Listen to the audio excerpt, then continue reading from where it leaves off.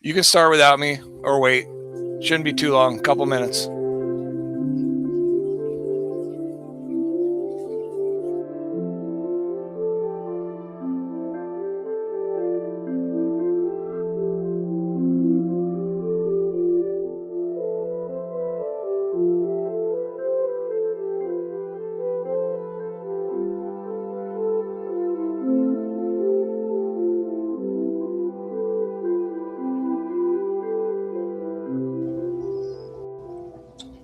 And happy Sunday to you, Keith and Hey, Terry. Hey there. Happy Sunday. Uh, so, how you been today? I went to the pet store, but I went to Petco because I got a gift card, and I went there. nice. They had zip for fish. I mean, the plants. I'm sorry, they look bad too, but normally that store is a lot better because, I mean, it's ran by some really nice young people there. They keep it Yeah. clean. They keep the tanks clean. They must have just sold a Well, lot of they fish. usually get their orders in midweek, Wednesday and Thursday. Yes. What Wednesday? Okay, because today's Sunday, so they probably sold Right, out between Friday and right. earlier today, probably. Oh, Dave's going to Yep. start his restart his minute Everything's now. gone Friday and Saturday. Ah, okay. Annie Stokes is here, originally from Ireland, now living in Vancouver. Welcome in, Annie. You know Cecil Mayberry. Cecil, yeah, Yep, Cecil. He's Beto. right there. Yep, down in Virginia, where it's warmer. Warmer than it is here, I can tell you that. And we got, there's Beto. That's not Beto. too bad here. Oh, it's not too bad? No, no. Let me see here. Oh, well, let me see what we got here. Uh, it's not going to be as Phone pleasant. saying 25 degrees. 12. It's 12 here, but that Okay, wind's whipping around out there, too, so it feels right. like 10 below zero or some crazy crap. And there is Melvin. My name Melvin. How you doing, Melvin? Good to have you here. So, did everybody's team win on the Super Bowl? I didn't even. This is the first. I was just telling David this backstage. This is the first Super Bowl I've never watched. I always watch at least for like the commercials and whatnot. This year, neither one of them teams inspired me to even want to look at it. I'm I don't like, watch I don't watch for the game. I watch for the commercials. exactly, and I didn't even want to do. I didn't want to go there even more so. I'm not much of a football fan, but I know that I think pretty sure that Melvin wanted the Seahawks to win, didn't you, Melvin? If I do remember right, I think If David wanted the Seahawks. Packers not in it, I don't care. Who? The Bears? If the Packers aren't in it, I don't care.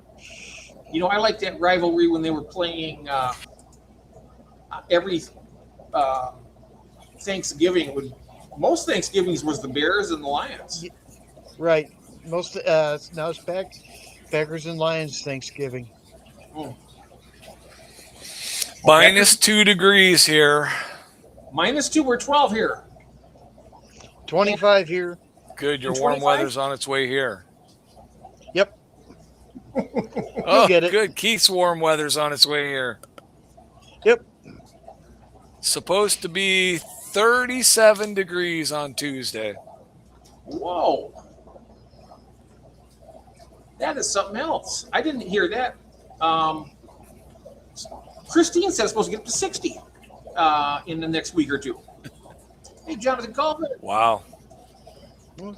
Yeah, she said Ooh, it's supposed to get up to 60 to 70 degrees where she's at, which is I'm going to be 40 next weekend. Look at that. I'll be 39 in August. So. Mel. Yeah, Cecil, that's what I did too, buddy. I wasn't going to watch Bad Bunny. And we have Mousy arriving. Yay! Hey, Mouse. Hey, there she is. Hey. Hello. How's your day been? Oh, pretty good. long day, but it's Yeah, it's been a pretty Hi, Annie. eventful last couple days, really. Got my snowblower fit, which I was like, Hey, you know what I got from Mel? yes, but they don't. Go ahead and tell them.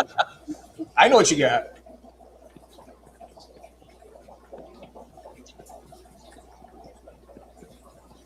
We'll let David bring it up on the stage there. It looks like David froze. What?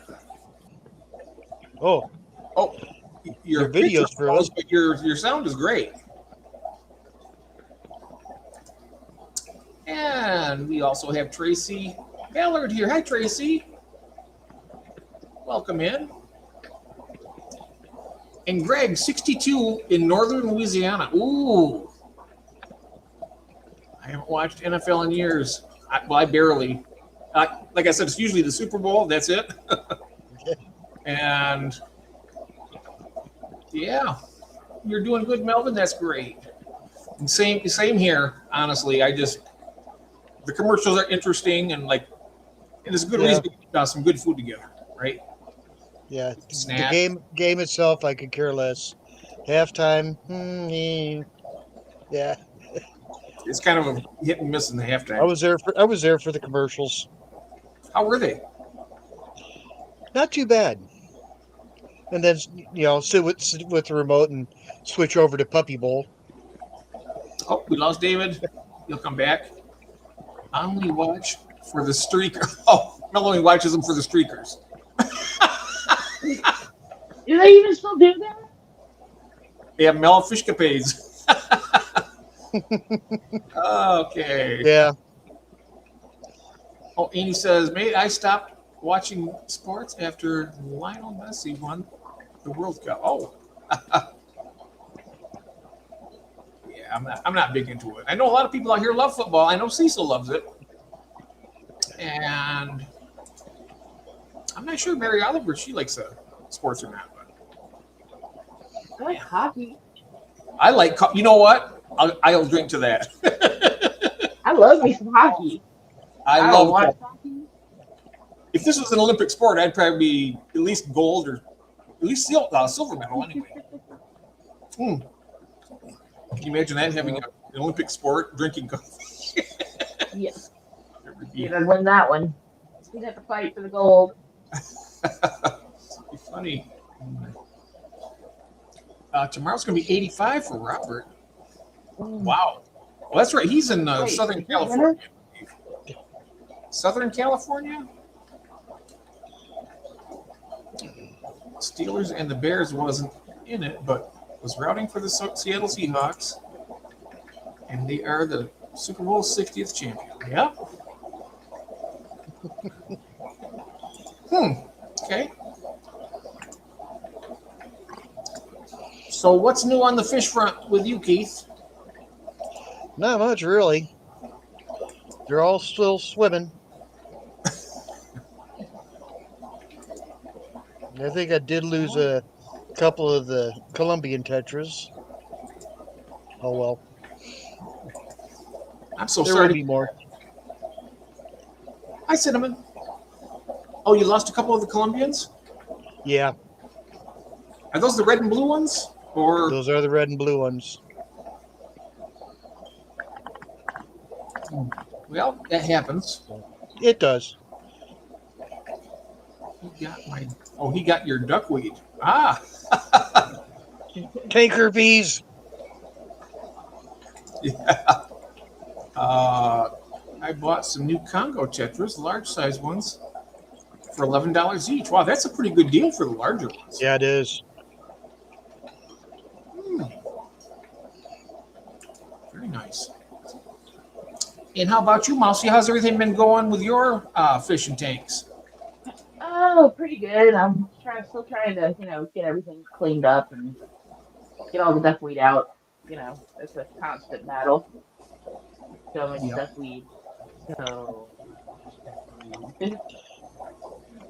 Wasn't your club meeting yesterday? It was. I did not make it.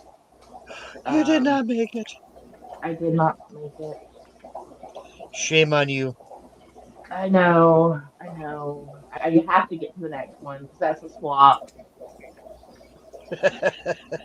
and I'm really kicking myself because like I have a metric butt ton of yeah, of not just duckweed but other floating plants that need to go. Like I could have gotten rid of all of them, and I didn't go. Like no. And he has returned. Here he goes. Hey, welcome Can back. you hear me? I can hear you. Now we hear you, and you're moving. Wow. Wow. Crazy. Yep.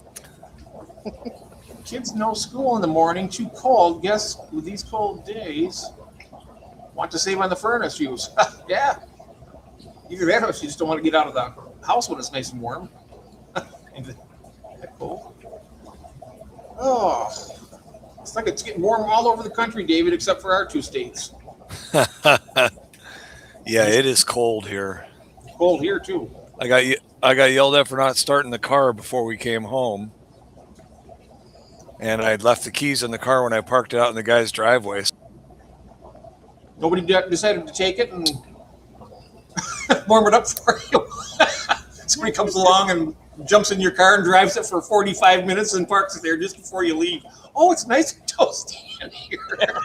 That would be quite a scenario. That would have been nice. They could have run to the grocery store. They could have done whatever they wanted. Yep. Yep. Don't forget the brownies. Oh, wow. Oh, I tell you, I'm having Yeah, a it car didn't even now. get a chance to get warm while we drove home. Oh, what? How far was it? Who wants brownies? I just said so. Everybody wants brownies. Or Oreos. Brownies or Oreos? I think everybody wants them, David. Bring enough for the whole class, or don't tease us with them. Right? Whoa. I hate when it's in there. There goes the phone. Yep. Actually, I haven't done this in the last two streams. All right, 3G, thank you. Yeah. Oh, Greg, thank you so much. Oh, that's so nice of you, sir. Thank you. Who else we have got those, David? Can you see that? I'm trying to find here in my. Oh, there it is. Thanks so much, Greg. Yeah. Membership gift. Don from Prodigal Aquarius. Johnny Best. Benjamin Peters, nice. Linda Worth, nice. Oh, that's very cool. Thank you. Aquarium Maintenance by Andy. Have you met him yet? Or met this person? I think he's been on your stream too, I believe. David. Can you hear me? Can you hear? I don't think you can hear me. He's glitching. Oh, I'm watching his video glitch. hey, there we go. George RB3, Whips World, JP Jeffries. What's that? Hey, what? Oh, I was just saying. Yes, on and off. My internet is terrible. I'm just looking at all The the internet doesn't you like hear the me? cold. Now we hear you. Mhm. JP Jeffries, George RB3, and Whips World also. Wow, Nice. that's so nice. I appreciate that, sir, very much. What we doing tonight? We're going to be looking at fish and talking about fish, and then You can probably hear talking me? about. Yeah. Yep. Loud and clear. Can you hear me, David? Is he frozen again, Keith? He's frozen again. Oh, Oh, what do you expect for 12 degrees? yeah, yeah. Well, where he's at is 2 degrees. Yeah. He's got it. He's got 10. Is that any 10 better? That is now. Yep. You were froze for a second, and then Yeah, you I said, switched bandwidths on my "Oh, that's much better." switch. Yeah, switch bandwidths on my internet. Okay. All right, what have I missed? Everything. We're saying hello to Everything. everybody coming in. People have been doing stuff. Chris Gordon says, "What are we doing tonight?" So, Only if you're. well, so Jeff, Mel got my brownies, right? I delivered her some brownies. And you know what I got in return? I do. Duckweed. Duckweed. Duckweed. Duckweed? Really? Oh no, you got Yes. the thank you sorts too, though. Right? Or I shouldn't have said that. I thought maybe. I did. I did. I did. But she donated me a whole new batch of duckweed. Well, she probably figured she owed you a little extra. I know, that's what she was thinking. I know. It's the thought that counts, right? Yeah. Exactly. Some people sell that stuff. I know some people do. You go on eBay and see how many people are selling duckweed, and lots of it. I mean, a It's lot of it. delicious, nutritious. Oh, yeah. I see. Uh, Here's have- goldfish. Love it. Have you grazed on it, Keith? Involuntarily, yes. Involuntarily. I tasted it once. And you know what? It was I've pretty good. accidentally siphoned it in my mouth. I got through eating one of my brown. Oh, you're not the only one with brownies there, David. Cecil's got some. Well, yeah, my brownies aren't quite like his brownies, but Hey, well, let's- prayers go out to you, Mary. Oh, I didn't. What happened? What did I miss there? What did I miss, David? I want to herbal brownies from. Oh, Yeah, you're a little behind. oh, I'm sorry. Okay, so Oh, that's all He's right. always a little behind. I know he is. For cichlids. I'll get back with that one. I like Don't let me forget. I just want to find out what's happening. I got to meet Shamuts for the second time, yes. Oh, Jeff, by the way.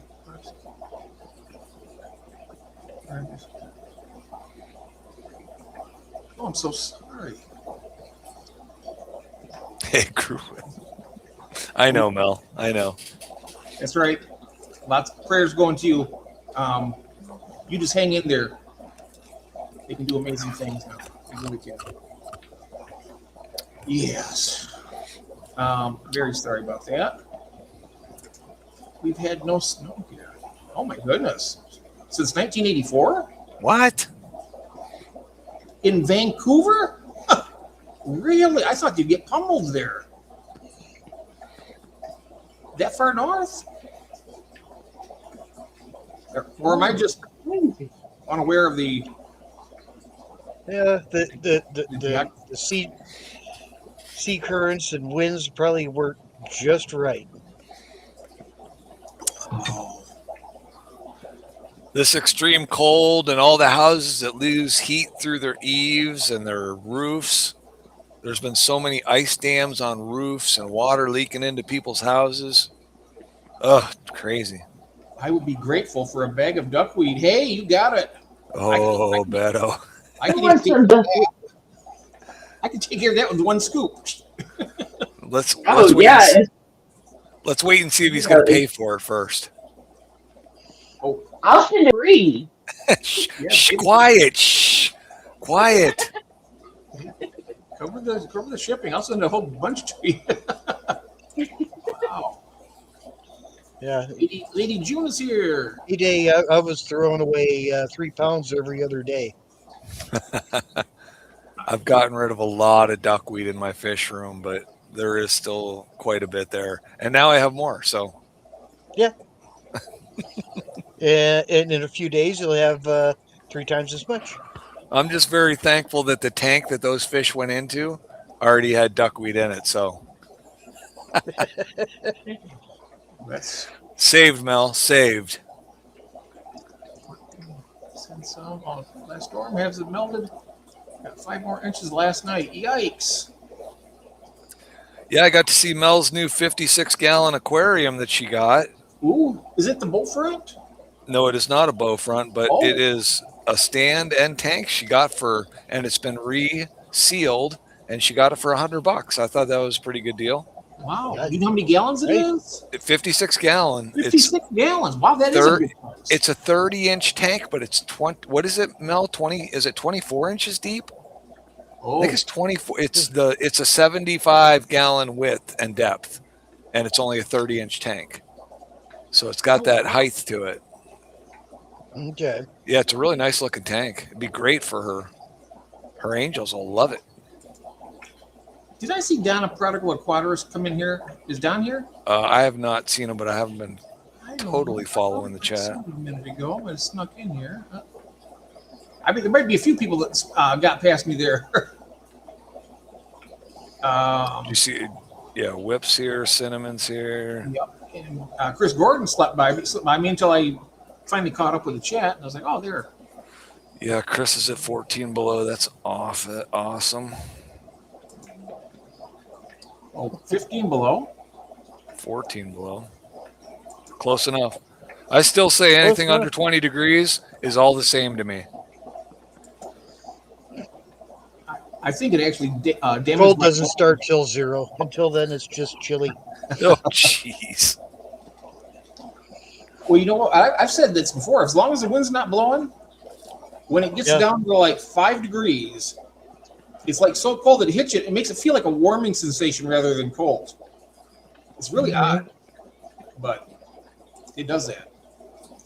But then if a wind comes up, you're like, "Oh, heck with this." Then it's like getting your face stung by about 1,000 watts or something. It's like it hurts when that weather gets so cold. Goldfish or koi will eat duckweed? Yeah, they will. And I have neither. Well, you need to get some African cichlids. Delete it. Oh yeah, Hashtag no cichlids, Peacocks. buddy. Mbunas. Get some Mbunas and Labunas. Yep. Peacocks. peacock. Copodon. Yeah, they'll eat them. Blend it up and Mystery Smells will eat it.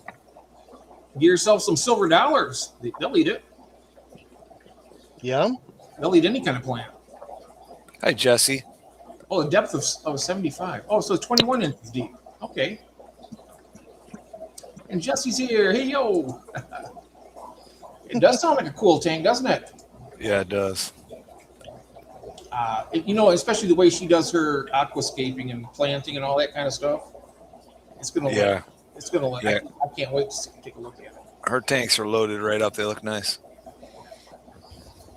Better than any tank I've ever in my hobby since 1974. I mean, it's not hard to do though. I just basically, typically just breed fish and enjoy them.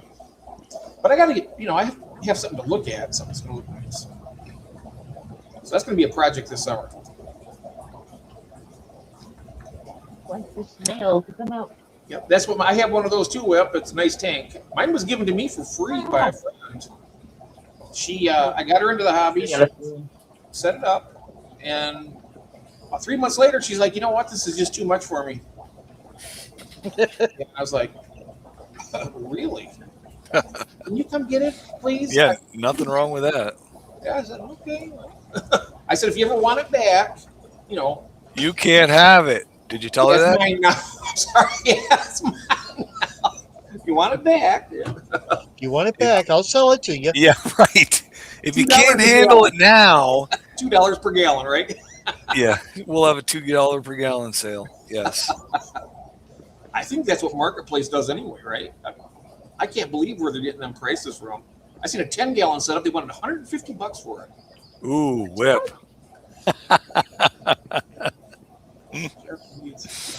Oh, whip's a tough one to please. He is. Hi, Tiffany. yeah. Welcome in. Welcome in. Shirt of the day? Oh, nah. Nah. I like it. Did you get that? Did you get that at the Chinese restaurant? I don't even remember. This one's real old. I can't even remember where I got this one. I just saw it and it's like, gotta have it. Oh, you got your spawning mops on Amazon. They're acrylic. There you go. Typically What? need wool. I've never heard of the wool ones. I've heard the wool ones leach their colors. Yeah, I think that you want the Well- what you got.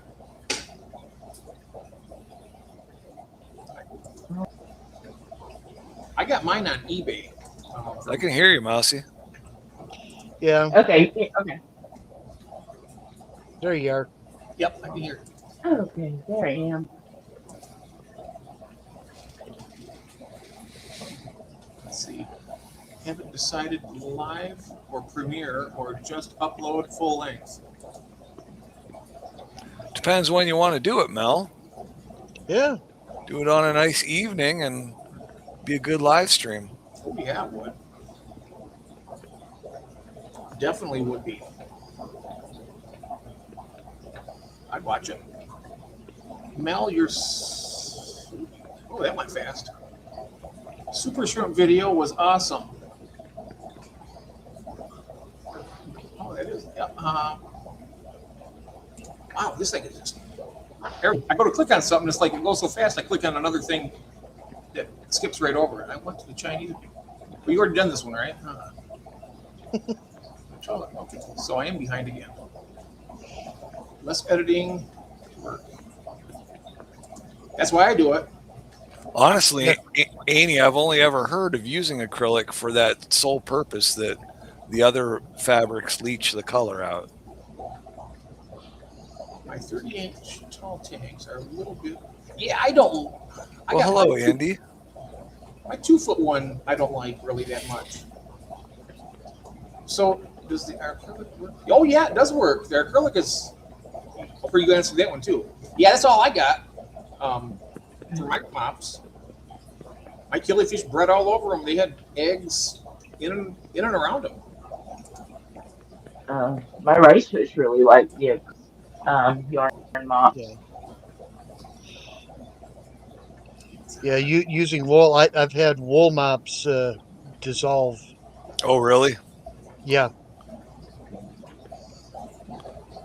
And cotton. So I stick with the acrylic. I'm getting new fish this week, Chris says. If they have them blue-lipped earth heaters, some peacock sections, and maybe some. Mary, how is it that you always miss the shirt reveals? Oh no! We'll do it again. Here we go. There's the shirt. He says, nah. There's the shirt. Yeah. I've done 3 I think she's just waiting for the day you go shirtless, Keith. He actually has You one know, of those. I used to be a male stripper, Yeah, but the quarters made me walk funny. You have to go to his OnlyFans page for that. Oh, Oh, good one. There'll be a doorman there waiting to collect the cover charge. Just get the money and get in there. Oh, Jeff will go back to his bouncer days. yeah. Just pay the cover charge, then go in, enjoy the show. Oh, wait, Oh, no. yeah, Mary's waiting for me to stand to see if I'm going Winnie the Pooh. Oh. Well, I think Wait, most yeah, of us, Never tell. most of us want no part of that one. Hey, no big deal. And we are all waiting for that day. Whip.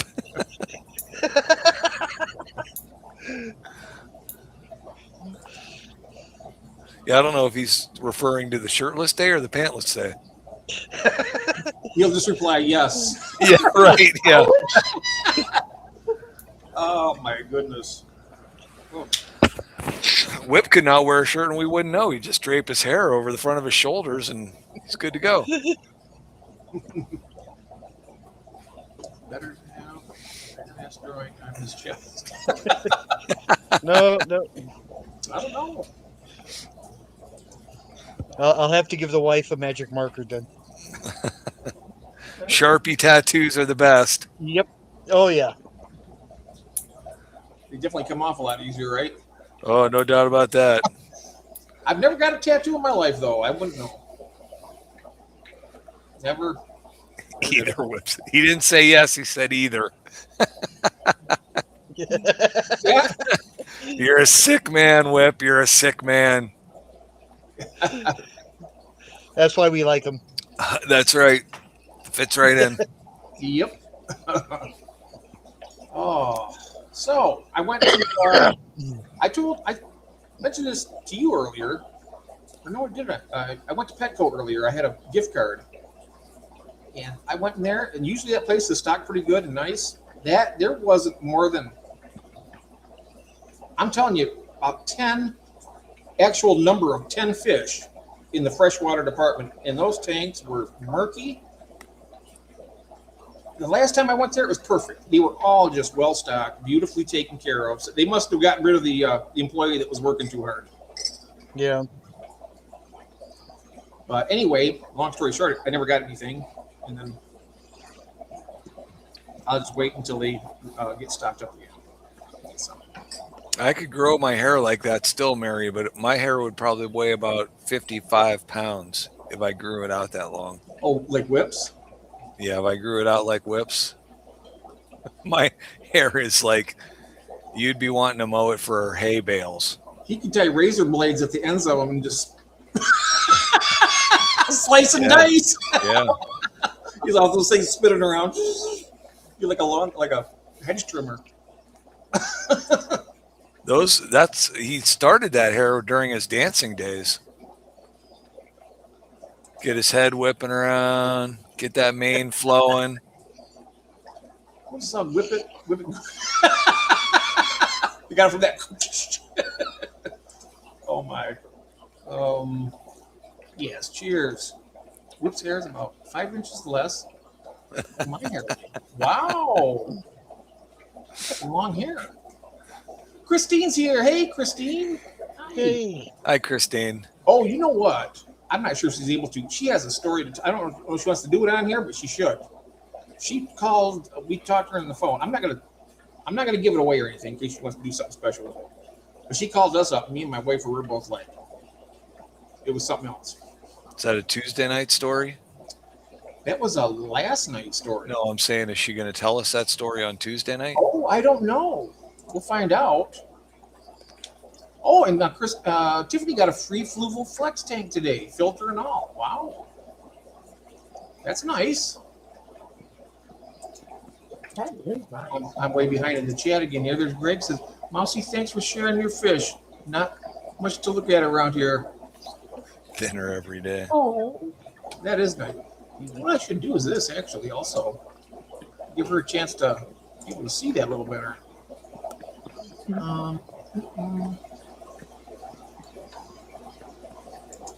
Here we go. I'll do it like this. How's that?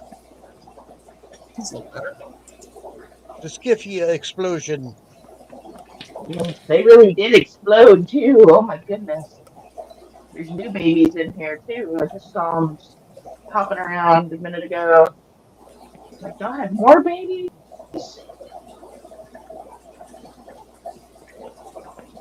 They're like, yes. Yes, we did. Let's start. Go fund me. So get down and neck brace so he can grow out his hair. Oh, you talking about me? I think she's talking about me holding up my 55-pound mane of locks. Oh, I see. It gets pretty bad. It's like my mustache is going bald too. I don't like it. Oh man, I hope I never get as old as you guys. I'm telling you. I mean, I think I was probably the first one to have one of these things. Whip is still weekly dancing at the bingo parlor. That's awesome. Good for you, Whip. It's a good way to stay in shape. It is. Yep. Oh, dancing? Yeah, definitely. Oh, you're Providing welcome. the pole is strong enough for us. I think I'm not really prepared to tonight, but I think next Sunday, maybe if we could all coordinate, we can each take turns and show one of our tanks. Also, like how Mousie's doing here. Wouldn't that be fun? Could do that. And then we can always come back to the Yeah. regular thing afterwards, Just use our phones to mobilize. And I got a couple tanks that are worthy of showing, but most of them are just not enough decor in them and plants. I need a lot of stuff in there. Yes, Whip, round is a shape. Round is Don't care what definitely anybody says. round is definitely a shape. Mm-hmm. You need to gravel back this guy a little bit. Yeah. Hope I never grow a mustache. Have to worry about it going bald. Yeah, I tell you what, it's a real bean. It's bad enough for the hair on your head, right? But when you take the last little bit of pride you have and they take it away from you, it's like terrible. And me, sadly, I'm waiting for spring because this is starting to get old. Yeah, you're starting to get bushy there. Hi, Nathan. Yeah, it is. Yeah. Hey, Nathan. You shave it off? I call it the winter coat. Come spring, it usually goes away. Whoa, that's really impressive. It'd probably take me like 10 years to grow a beard like that. I mean, really? This has been since September. September. Yep. Wow. That's a sign of good health when your hair can grow that fast, your beard. That's really good. Oh, I thought it was a sign of old age. That too. Oh, hair growing fast? What- I didn't know. Hair growing fast because it's departing your body. It's leaving your body. Yeah. It's got to get away. Don't they say something about how fast your hair grows after you die? It still grows after you die. Yeah. Yeah, right. And also, yeah, fingernails grow after you die and your toenails too. Yeah, scary. Is that weird?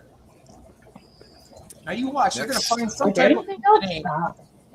They're going to find some kind of DNA in that hair or those nails or something. They're going to use it to create zombies. You and your zombies. They'll come to life just They're like gonna those bring nails keep growing. It's going to give them that kind of. Hey, this is an off-topic Tuesday. Let's not No, get into the Yeah, zombies. you're right.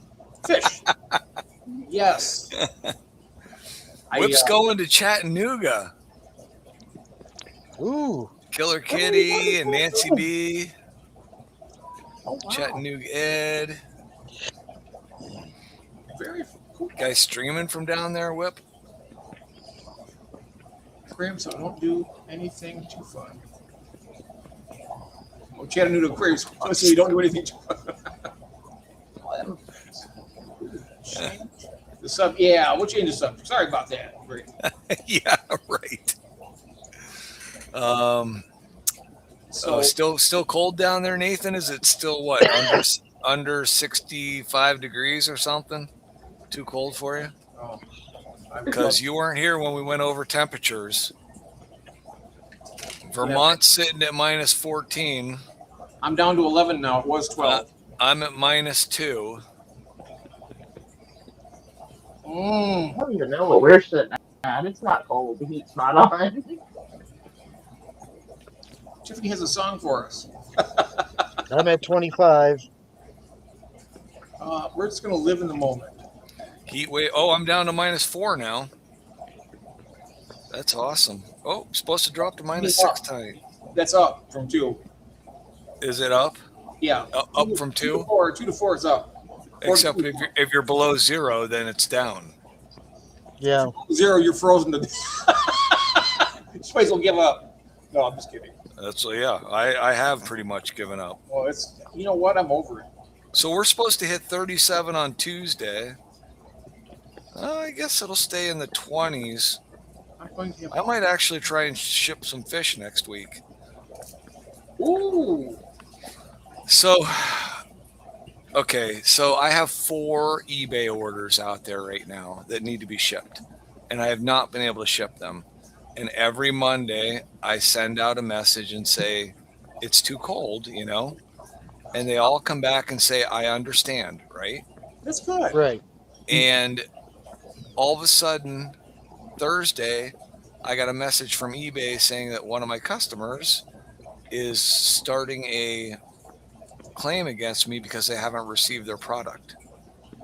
And this is one of the customers I've contacted every week and said, I'm not shipping this week because of the temperature. And that person responds and says, okay, I understand. because they all do. They've all responded to me every time I've messaged them. I would And I sent you a message stating that Save those emails. I just tell them again. I'd say I would respond with, I sent a message to you earlier that it was too cold to ship the fish safely. yeah, and she responded to it and said, I understand. Oh, and then she complained again. And then she filed her thing with eBay. Oh, she wanted to cancel her order. Well, I don't mind if she wants to cancel her order, but why doesn't she just message me and say, uh, I Right. found them locally. Why don't you just refund my money? Yeah. Because I don't have a problem with that. I have a problem. I have a problem with somebody filing a report with eBay on me. It's because Right. it's because she doesn't really know you, and she probably feels like she doesn't want to talk to you and tell you that in person.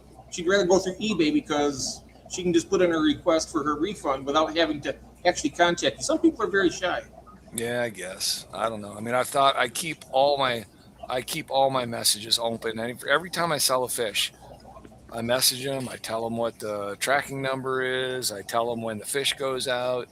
I mean, I try to be as open as possible with everybody. It just, I understand. Yeah, maybe she wants to make it all above board and get it all filed and everything. But I mean, I would think that why wouldn't you just want to handle it between, you know, just keep Yeah, it the simple. sellers. I don't know. I don't know. Yeah, I mean, I've seen a lot of people write on there that in big bold on there when you click on the description or whatever that I'll ship between this temperature and not anymore because if you insist I do it, I mean, if they insist, for one thing, it'd be go against you for shipping fish. If you think it's unsafe, it wouldn't, Right. So, Yeah, I mean, yeah, it just specifically says in my description, shipping is contingent upon weather conditions. Yeah. And I mean, yeah, I'm not shipping fish when the temperature's below 20 degrees. No. Don't just freeze. eBay just wants to get their chunk of that money, though. I think that's what the deal is. And so, if you were to tell her that, they'd probably come after you and say, "Hey, you're trying to have a conversation outside of here." I hear they don't like that. I already got zapped for one of those, so can't even give somebody your email account over their message board. Hey, fish keeper, hello there. Goodness. Welcome in. Yeah. Crazy. David Yeah. forwarded those emails to eBay. Yeah, I will. I mean, I'll keep track of it all. I mean, it's definitely not going to be. I'm not going to let it be a strike against me. I mean, I eventually, as soon as I get my act together, I want to sell some things on there, but I want to make sure that the rules that I have are really clear for them, so they won't. I mean, I always have like a no refund policy on shipping. If the fish get there, because if it's a shipping problem, I know there's been people that say you got to refund it all anyway. I mean, but where am I going with that? I was going to say that. well, I thought you had your act together. Yeah, I do, but it makes it difficult to. Sometimes if you do that, it's like, well, it depends on what situation you're in. I'll give you an example. If it was me, and I was selling something, and I stayed on there that, there's the DOA policy is this, okay? If the fish don't make it to you, you get fully refunded on the fish. But clearly, right on there, that shipping is never refunded. That's what most people do. I think I couldn't afford to do it. I don't think if you had to refund every single thing. I can see the fish. Does that make me? I mean, that makes me feel like a bad person. Right. Yeah. I mean, I think that my description and my warranty or credit policy is pretty much spelled out. I just don't like. I don't like going on somebody's, like some of these, when you go on their fish pages, these people that are selling fish, they've got like 3 pages of disclaimers on there. And I'm like, you don't really need all that, right? I mean, it's pretty straightforward when you're shipping a live animal. Either it gets there alive or it doesn't, and it's either the shipper's fault or it's the shipping method company. It's either Right. UPS's fault. It's either my fault for packaging, or something happens in the transit, whether it's delayed or the box is ruptured, or Crushed. Yeah. so. And I mean, I'm not going to take the rap if a product takes 5 days to get somebody's house when I ship it in on 2-day air. But then I'm not taking the rap if the box comes in damaged and the water's leaking out everywhere either. So, Yeah. Oh, look at that. That's terrible. um, He says he was going to buy. Oh, we lost. We lost Mouse. I bought a Jacqueline. Oh, geez. Oh, I guess that's true, right? I mean, They played you is what they did. they could be concerned that it gets to a Yeah. point where you can't file a claim anymore. Mm-hmm. I can understand that. And then June said something about maybe eBay had started the process because it had not shown as shipped yet, but that's not the oldest order of the 4.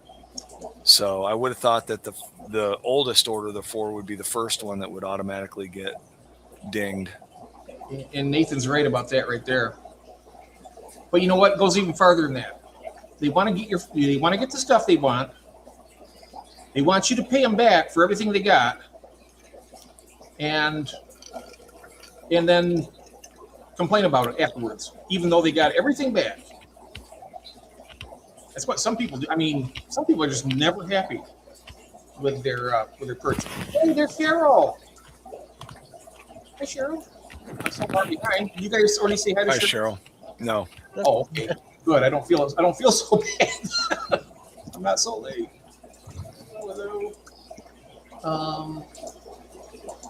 I'm watching for the number up there. Yeah, you're almost caught up. Get the Beddoes there so we can answer his question. With or without those little guards on the side? Well, depend. Those guards on the side are to keep it from spilling off the back. It tilts it forward just a little teeny bit so that the air driven, as it fills up, it's going to go off that little gate rather than. Is he talking about not the? You're talking about the adjustments for the width of the rim. I think he's talking about the dividers that those things come with, right? Yeah. Large breeder box with or without those little guards on the side. Oh, They've got, because doesn't the Fluval come with a V for using it as a breeder box, or it comes with the actual dividers, or does it just come with the dividers? The big Fluval comes with 2 dividers, yeah, right? it does. Divides into 3. Yeah, and the small one divides it into 2. Oh, so the Fluval doesn't have the V one. Oh, it has must be. Here's the thing that goes. Yeah, it does have a V. Yeah, I never. But it has the dividers too, doesn't it? The screen dividers. I wonder if that's what he's talking about, or I thought he was talking about the spacer thing that you put at the bottom to keep the that level with the tank and to make it level. I thought that's what he was talking about, but I could be. Well, he said inside the tank, so. Oh, inside. Yeah, the inside grill. He's saying the inside grill. Yeah, the dividers. I've tried the dividers once, but I really don't like pulling the females out of their habitat and into those smaller containers. I'd rather put them in, like, I have larger buckets that have mesh bottoms that I'll put females in so the fry can drop down through. I just think those hang-on boxes are just too small for like some of the, because like some of the mollies are just so big, and the swordtails are so big, even for the large Fluval box. I think they're just too big for that box. That's the first thing I do is clear all that stuff out and just, like Cheryl here, she says, I don't use those dividers. I don't. Yeah. I don't think any of mine have the dividers anymore. You probably lost them a long time ago. I don't even know why I keep all those bits and pieces. I never use them. No, same, and that's why I don't have them. You never know; you might be able to use them sometime down the road. So I do the same thing. I keep all that stuff, all those little balls. Yeah, they just take up space, right? Let's just keep them. Yeah. Well, they just take up space. Never divide. Yeah, I've never used them yet. I have a 3 divider box. 3 sections. Bottom and two sides. Technically the bottom. Yeah, I think that's the big fluval, Nathan. Right? The big Yeah. fluval has that. Yeah, I think so. Yep, I agree with you, Chris. Keep and prevent from the eggs. Well, the thing with that is that they can go in through a divider. You can also go back out to where the parents are. Yeah. Well, now you can only use those for live breeders. You can't use them for egg scatterers because you'd have to have the male and the females in there. Yeah. And if you do that, I don't think the males can like efficiently fertilize the eggs when they drop through that V. Mm-hmm. But I don't know. I mean, I would think the only time you would use that fluval with the actual V would be for live bearers. Yeah. Yeah. I don't see where you'd Well, work for egg it's scatters. They're Yeah. generating not enough room because they're back and forth in a tank. Yeah, I don't. Yeah, you're right. I don't think they'd want to lay in that fluval No. unit, anyways. It's too small. Yeah. Yeah, that's what 5 gallons and I just use mine for Rubbermaid breeding. shoebox Right. totes. That's one time I use my fluvels for like fry or eggs. Yeah. All my fry go into fluval boxes. Especially plecos. I do all my Well, plecos. you saw that last short I put out, right? Did you see that where I dumped that? Yep.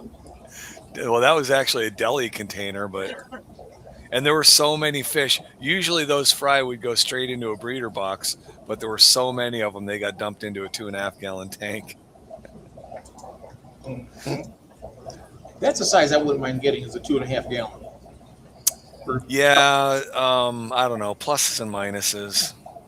The Yeah. fish can grow out of the 2.5 so fast, but you can get so many of them set up so fast, Oh yeah. and They they'll don't go take- anywhere, and right? They don't. Yeah. They don't take room. They don't take room exactly, Keith. And what they won't they balance sit end out over a 55 real nice? Oh, geez, I don't know. Maybe they would. It's one of them that's end out. You can stack them up along the top of a 55. Oh man, I'll have to check that out. Yeah.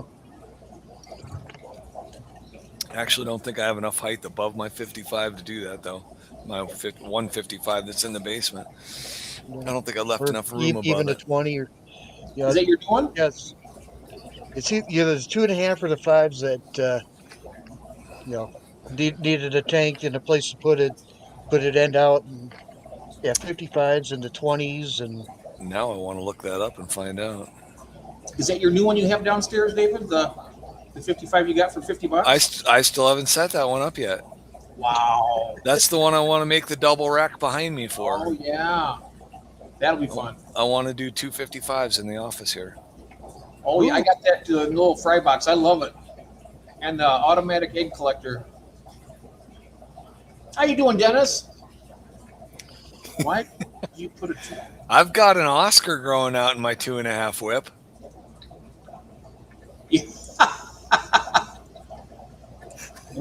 And your baby pocket was too, right?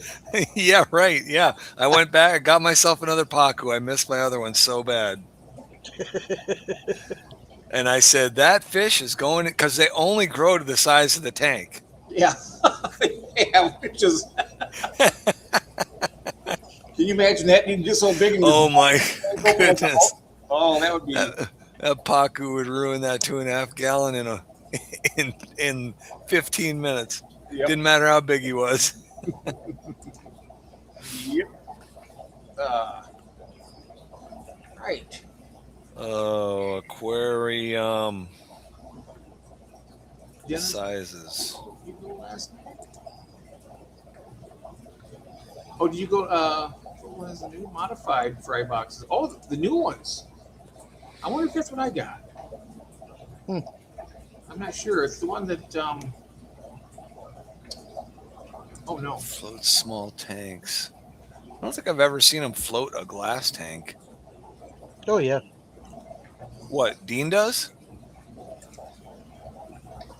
Did you ever see Jack and Dan? They have that pond and they have the inverted 90-gallon. They suck the air out of it, and the water goes up. Oh yeah. Turtles that go in there. Have you seen that? I have not seen it, no. But that would I mean I've seen tanks done like that. That is so cool. It's pretty impressive. And they also did that bridge, the water bridge. All right, Keith. So the 2.5 gallon is 12 inches long. Yep. So it would sit across a 20 high, a 20 long, a 29, or a 40 long. No. You got Yeah, 40 long is 12 inches. He's talking about me. You got old. Uh-oh. I don't know. Who got old? What is he I talking don't about? know. Dennis says you got old. Just added the mops, okay? No, it's modified. No, David, no, it's a modified tank. Oh, she was talking about Dean's tank. Okay. Yeah. Yeah, I used to set the 2.5s and the 5 gallons on top of other tanks. I never even would have thought about that. Yep.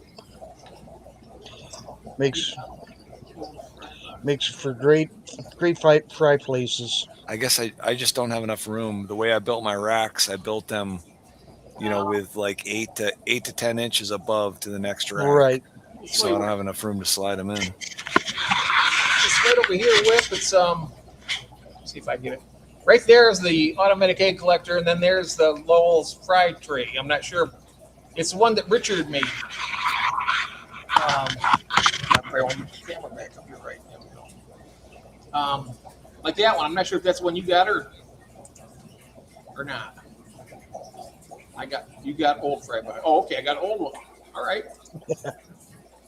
Did Mousy get permanently bounced? She was resetting her router.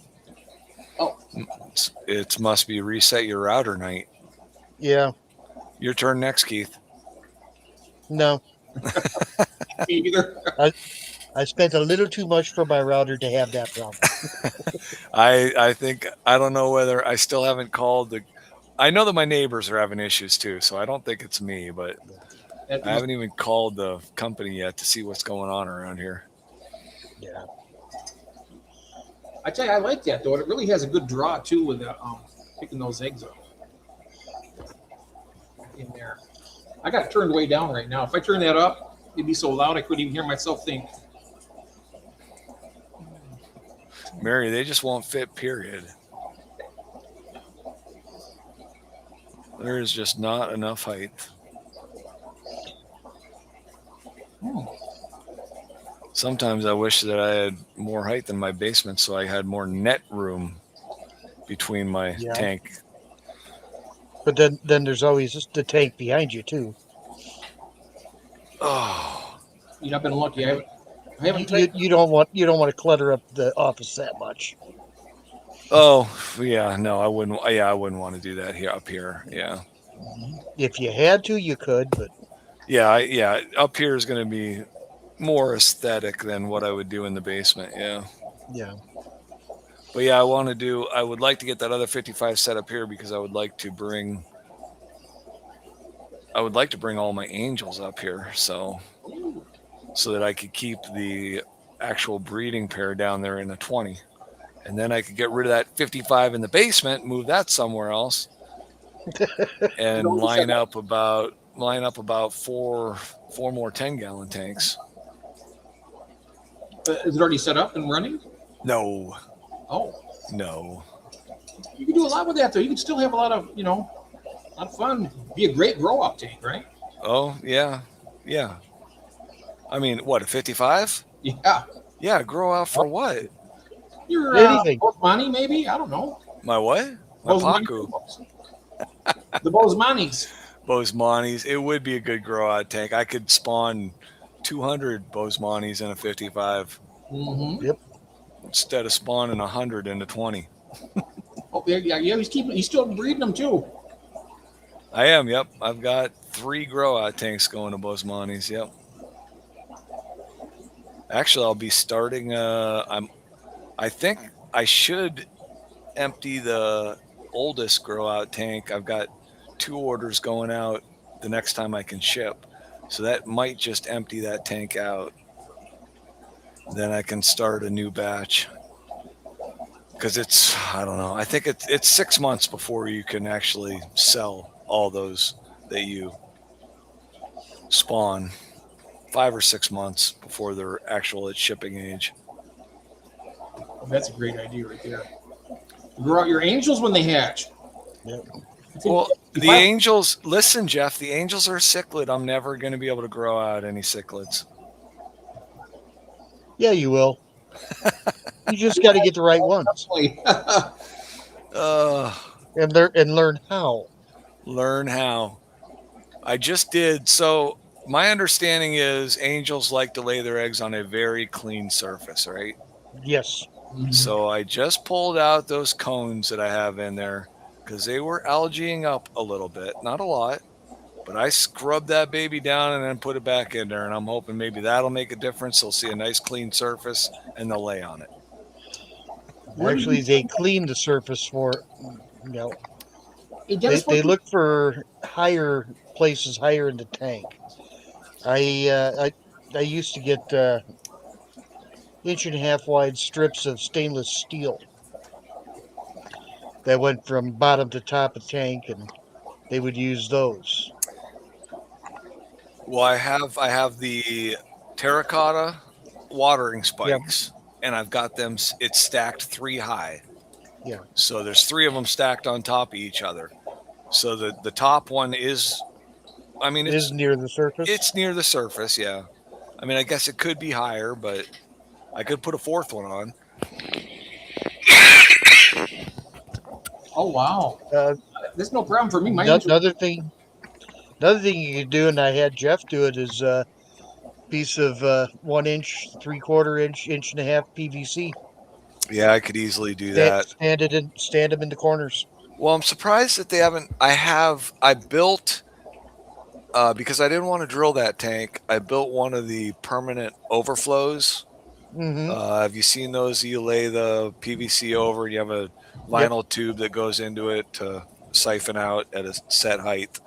So Yep. there is a piece of PVC that drops down into the top of that tank. It's been there forever, but they've only laid 2 batches of eggs, and both of them were on those watering spikes. Hmm. But I just haven't gotten the next spawn. So I was ready to pull that. I had left the first 2 in there for the angels to raise, and they did not. And I was Yeah. waiting for them to spawn again because I was going to pull that spike out. And it's like they know that I'm just waiting to take their next batch of eggs. You see, I've always gave them, you know, more than more than more places to spawn Actually, than they Carolyn ever did put needed. a ceramic tile in there as well, leaning up at the other Yep. end of the tank. So Yep. I mean, I don't know. I'd take any advice I can get. I'm trying everything. It's hey, driving me smooth crazy. slate, I think would probably be good. What? I had no problems getting them to spawn. Smooth Um, slate, yeah. Your best bet is to figure out which one's your pair and put them in their Away. own tank, Yes, agreed. Yes. and then you give that pair 3 different places that it would be better to spawn. They're still going to lay on the heater or the filter. That is a Filter tube. regret of mine that when they did spawn those last 2 times, I did not identify that pair and pull them out. I should have separated them as soon as I knew which pair was spawning. So, Hey, Shy Savage. No, anyways, How- that how- goes back to how the whole many's in that cichlid group? things. There's 10, How many? nine in that tank. 9 in the tank. Yeah. And do you happen to have 2 that take one end of the tank ever? Not currently, because I've been watching that more and more, trying to Yeah. isolate that pair, but Right. not since that last spawning. I mean, I've been looking. I understand what you're Yeah, saying. and it- yeah, And what size tank are they in? they're in a 55. I am going Okay. to copy this link. It is a little 55 is a little tight for 9 of them. Yes, it is. I will definitely give you that. I agree with you there. Yeah. You can bring this But up, David. I can't do it with my phone because I don't have Facebook on my computer. I just sent it to you on Messenger. Oh, okay. Yeah, we'll check out. Yeah, I'll check out. It's the new fry rack that Lowell's does. It's gonna be. Hey, George, how you doing? And should I say I was just here? Hi there. Good to see you, Amy. Let me see here. My angels, they lay eggs like crazy. Okay, here we go. I got it. And Do you want me to play the volume? yeah, that's fine. Is there music? I'd like to think No. it served us well, but I've never stopped trying to make it better. For the last 2 years, I've been considering my own ongoing experiences, as well as the quiet feedback I hear from other users. And this is what I've come up with. Here it is in all its glory. I've actually got a name for this one. I call it the Flow Control Fry Tray. And that refers to this madness right here. I'll show you what that does in a moment. So here's what we're going to do in this video. First, I'll put on my black turtleneck and give you a quick overview of the new features. Then I'll show you how to set it up and use it. And finally, tell you how you too can acquire the finest piece of fry raising technology that's ever been stacked in a pile in my living room. Let's start with the new uplift. The new design provides 3 different pathways for fresh water to enter the tray. This overhead spout pours water down from above. This is helpful for, if nothing else, allowing you to see and get a better idea of how much water the uplift is moving. This flow pattern might be useful for species that enjoy a little more current, like many catfish. It also provides what I would call, for lack of better words, an air gap for sucker-mouthed fish that might climb the uplift and use it to escape. Next we have the side outlet, a gently sloping hill most similar to the prior model. This can move more water than you'll ever need, and it does so while limiting turbulence within the tray. This helps fry to save calories for growing rather than fighting a strong current. The downside to this path is that it can be a little more difficult to judge how much water is flowing if you aren't experienced with air uplifts and with the tray itself. Last we have a lower gate. I added this in because, frankly, I just thought it would be cool. But there are some fair use cases. This mode creates the least amount of disturbance at the surface of the water, which could make it useful for exceptionally small and sensitive fry that spend their time at the surface, like rainbow fish or rice fish, for example. I'll give you this warning now, and please take it seriously. Be wary about opening this gate with catfish in the tray, especially loricariids. If you open the gate, they will go inside.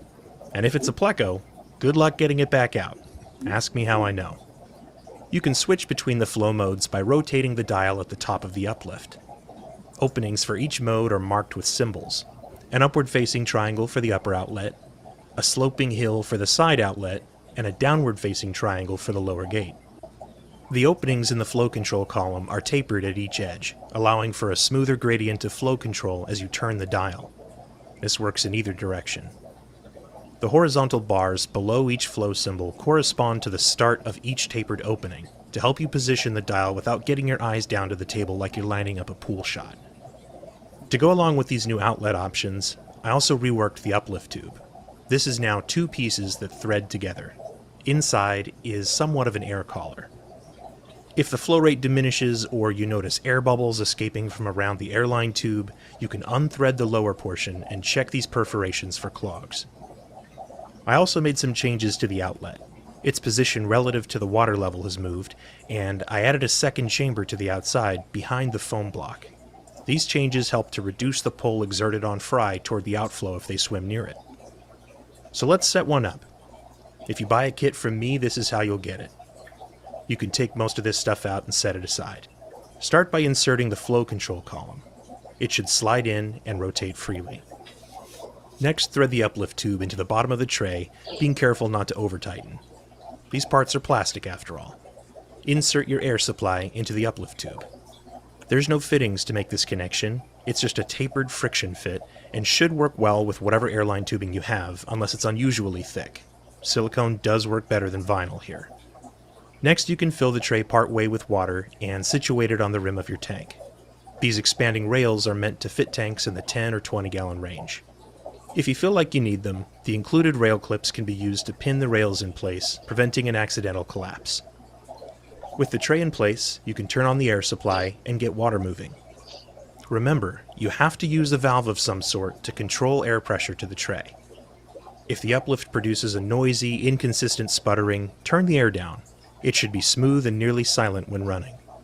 Also, keep the water level of the tank at or near the level of the tray's outflow.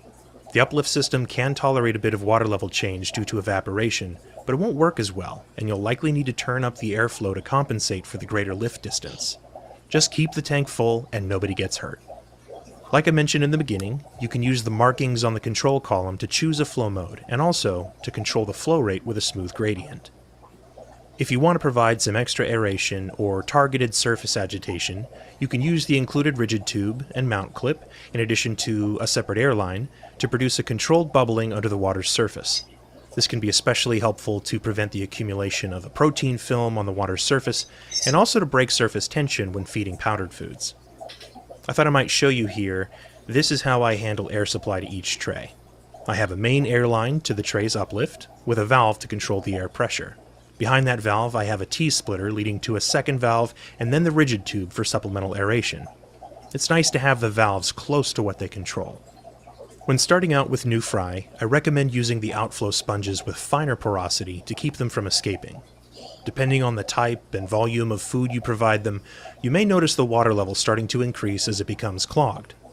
If it does, swap to the other sponge and rinse out the used one. As the fry grow larger, so will the size and volume of foods provided. Switch to the coarser foam whenever you feel confident that the fry won't be able to escape through it. This one takes much longer to clog. That should be enough to get you started. Now, how to get one. First option, make it yourself. If you're into 3D printing, I currently offer the STL files through Patreon. It'll cost you $5 Freedom Dollars, and there's a non-commercial use license, but then you can make as many as you want. As far as printing the parts, I offer these simple recommendations. None of these components require supports. Print the parts in the orientation I saved them in. Rotation about the Z-axis should be fine if you want to, but if you print things upside down or sideways, you're gonna have a bad time. If you struggle with adhesion, use brims. If you have issues with print quality, slow down the print speed. It solves almost all problems I've ever heard of someone having with these parts. You don't need 1,000 of these things, so keep your pants on. Second option. Hear that, If you're Keith? in the US Keep your and you're not pants in a on. position to print the trays, Oh, man. I do make some number to sell and ship, and that is through Etsy. They come with all the parts you saw earlier, and they're made with either love or resentment, depending on whether you read the instructions I send along with them. I'll leave you with one final note. The driving factors behind this new uplift design were first, to provide a way to see clearly how much water it moves, because that was the single greatest problem I found people to have with the old model. Second was the air gap aspect. I've been looking for a way to do that ever since my climbing Aspidoris. Whoa, jeez. What really kicked off the Oh, redesign, wow. though, is kind of a funny story. Someone contacted me for help with the uplift, and somehow they had gotten the impression that there was a means of flow control built into the tray itself. I was in the middle of typing a sentence explaining that flow is controlled with an air valve, and that there is no physical mechanism in the tray to control it, when I thought to myself, well, why not? And a year and a half later, here we are. So I'm excited. I look forward to seeing how these work for you, and for my part, I can finally release some breeding videos that I filmed while testing the trays. Like these leopard frogs. Good news all around. Okay, good luck. I hope you enjoy these, and I'll see you next time. Wow. That is nice. I like the way that water comes out of that than this one here. I mean, it works. Don't get me wrong. I don't know if it's any better or not, but I kind of like the way it looks better. I think you get a little better flow in that box. Did anybody see how much that was? I think he said $40. I could be wrong. That's not a bad. Not a bad price, No, because I was wondering. I mean, I could join the Patreon for $5, but Yeah. then my son's got to print it out. But it looks like, I mean, his kit comes with everything. He's got the sponges in there. I'm trying to pull that back up so I can see where that page was. Didn't he showed his Etsy page, right? Is it Etsy? I think he says I love the water. Yeah, Yeah. That's a lot better. I think it is. I agree with that. Yeah. Let's see. I'm Oh, looking at it right shoot. now, and I'm not seeing that one. I'm seeing his older models. $9,000. Oh, that's kind of steep there. Whip. Look at Let's that. I see. printed 3 already. Wow. You got a 3D printer also? Well, I see his 3D printed egg trap is $12, and his egg collector is 30. Oh, there. Well, I don't know. Are you on Etsy, Keith? Yeah, And I'm- have you found it? You can bring not it up if you want to. Go ahead. not that one yet. You can bring it up on the stage here, and I'll add it to the. Yeah, yeah. No. Okay. Is he Etsy make more fish? Wow, that's cool. Build a Dean system. I have one, and I love it. Cheap to make and easy.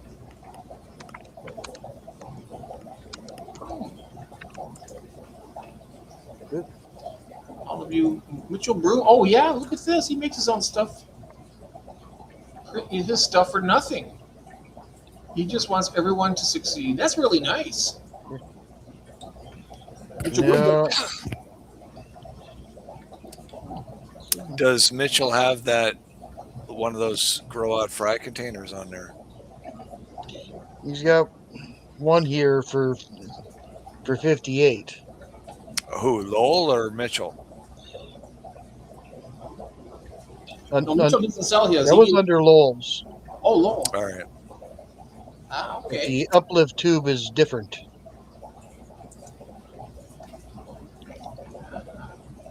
And there's another one for 32, which is different as well. I do like this one. It has 2 different gates for the water to come out of.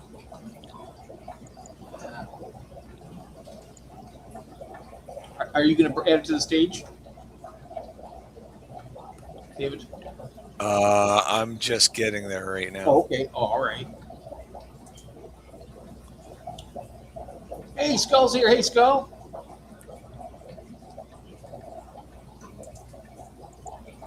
All right, let me see here. Oh, Mitchell doesn't have any trays. Okay. Hi, Cinnamon. Yeah, that's it. I'm gonna end up buying a 3D printer myself. I know it. No, I know. I'm looking at this stuff right now. It looks pretty cool, doesn't it? Yeah, Did you pull that up, Jeff, or not? Yeah, it's up. Yep, we can see it. We can see you scrolling. All right. Well, all I see is this one. yeah. The $32 one. Yeah. And But he had that's another not the new one. one. Did No. you see another one there? I saw another one for 58, but that's not it either. Ooh, look at that.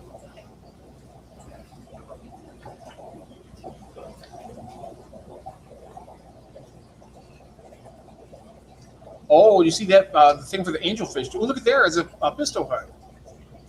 How much is that? $18.99. Wow. Yeah. Oh, there's a nice one there on the side. It's $49.43. What is that? That's pretty nice. That is not from him. That's not his. Farmhouse is here. A fellow Michigander, or a Michigander. I'm not sure if it's Farmhouse is a male or female, but welcome to the live stream. Let me see if I can get. Did you get into his? Does he actually does Etsy have a page for people? I think Curtis put a link up for Etsy. Is that where you're at right now? Yeah, I'm on Etsy right now. Okay. You got a link right there. Mitchell's Fishes. Mitchell's Fishes? Yep. Although I do like Mitchell's fry rings too. Oh yeah, they're like those floating fry boxes, right? And yeah, they're pretty neat.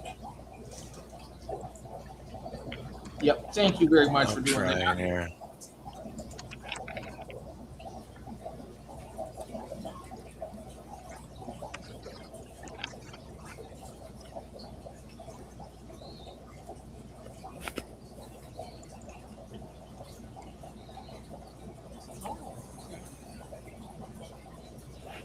I don't know. I'm not finding it. There's some interesting different types there. Look at that one. Huh. Is this? I wonder if this is him. Next modular air powered aquarium breeder. Is that from? I'm not sure who the by. Oh no, it's by then Aquatic. Yeah, that's why I can't even find Lowell anywhere in Etsy. There's Orange Aquatics. I know that that's a friend of Chris's out there. Orange. Well, there's one of those breeder. Oh, there's Mitchell's. Is that? Oh yeah, Mitchell. Is it Mitchell's Fishes? Is that his? Where's the Mitchell's? I don't see it. Oh, hold on. Share this tab instead.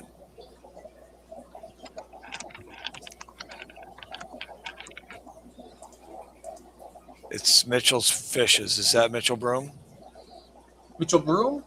Yeah, I think. I'm not really sure. And he would have floating fry container, sponge filter modifications. Ooh, yeah, those are what I want right there. He makes those, does those are his, aren't they? Yeah, I got one of those things right here. I haven't tried it yet, but Did Richard print one for you? yes. Yeah, that wouldn't be a bad deal to get. Curtis got like 75 of them to put on all of his tanks. He's going to do a video of them. Is he printing his own? No, he bought them from Richard. Or paid for the... He didn't buy them from Richard. What he does is he pays for the materials.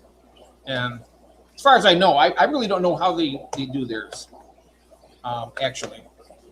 But I know that he made some for it. Sometimes. Well, there's quite a few on here, aren't there? Yeah, Mhm. but I'm not. Oh, let's see. How much filament did that take? Ah. No.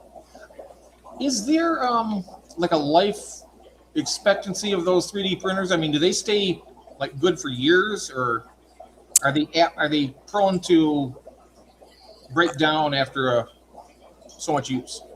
I wonder. Unless Keith knows, my only understanding is they can give you Okay. complications. It is second. Here it is. $39.99. You found it Yeah. on Etsy? Yeah. You can pull it up on the thingy there, and I can add it to the. Yep. And let's see here. I know that my son has had a couple of different issues. I know that Jeff Kane is on his second printer. Oh, really? So, yeah. Oh, wow. Okay. There. How's that? Yep. That's the one we were just looking Oh, there at. it is. Yep, that's it. $39.99. $40. I have no idea how much that filament costs. I have no idea. How much you think that would... Does anybody print stuff in here? Anybody here print stuff? Curtis just sent it to you on Messenger. Oh, Curtis is here? Yep. Curtis is here. Yep. He sent that to you. Keep the bala sharks. Oh, good night, Whip. I didn't see Whip was leaving, but he's leaving. Have a good night, Whip. Thank you. Let's get tanked.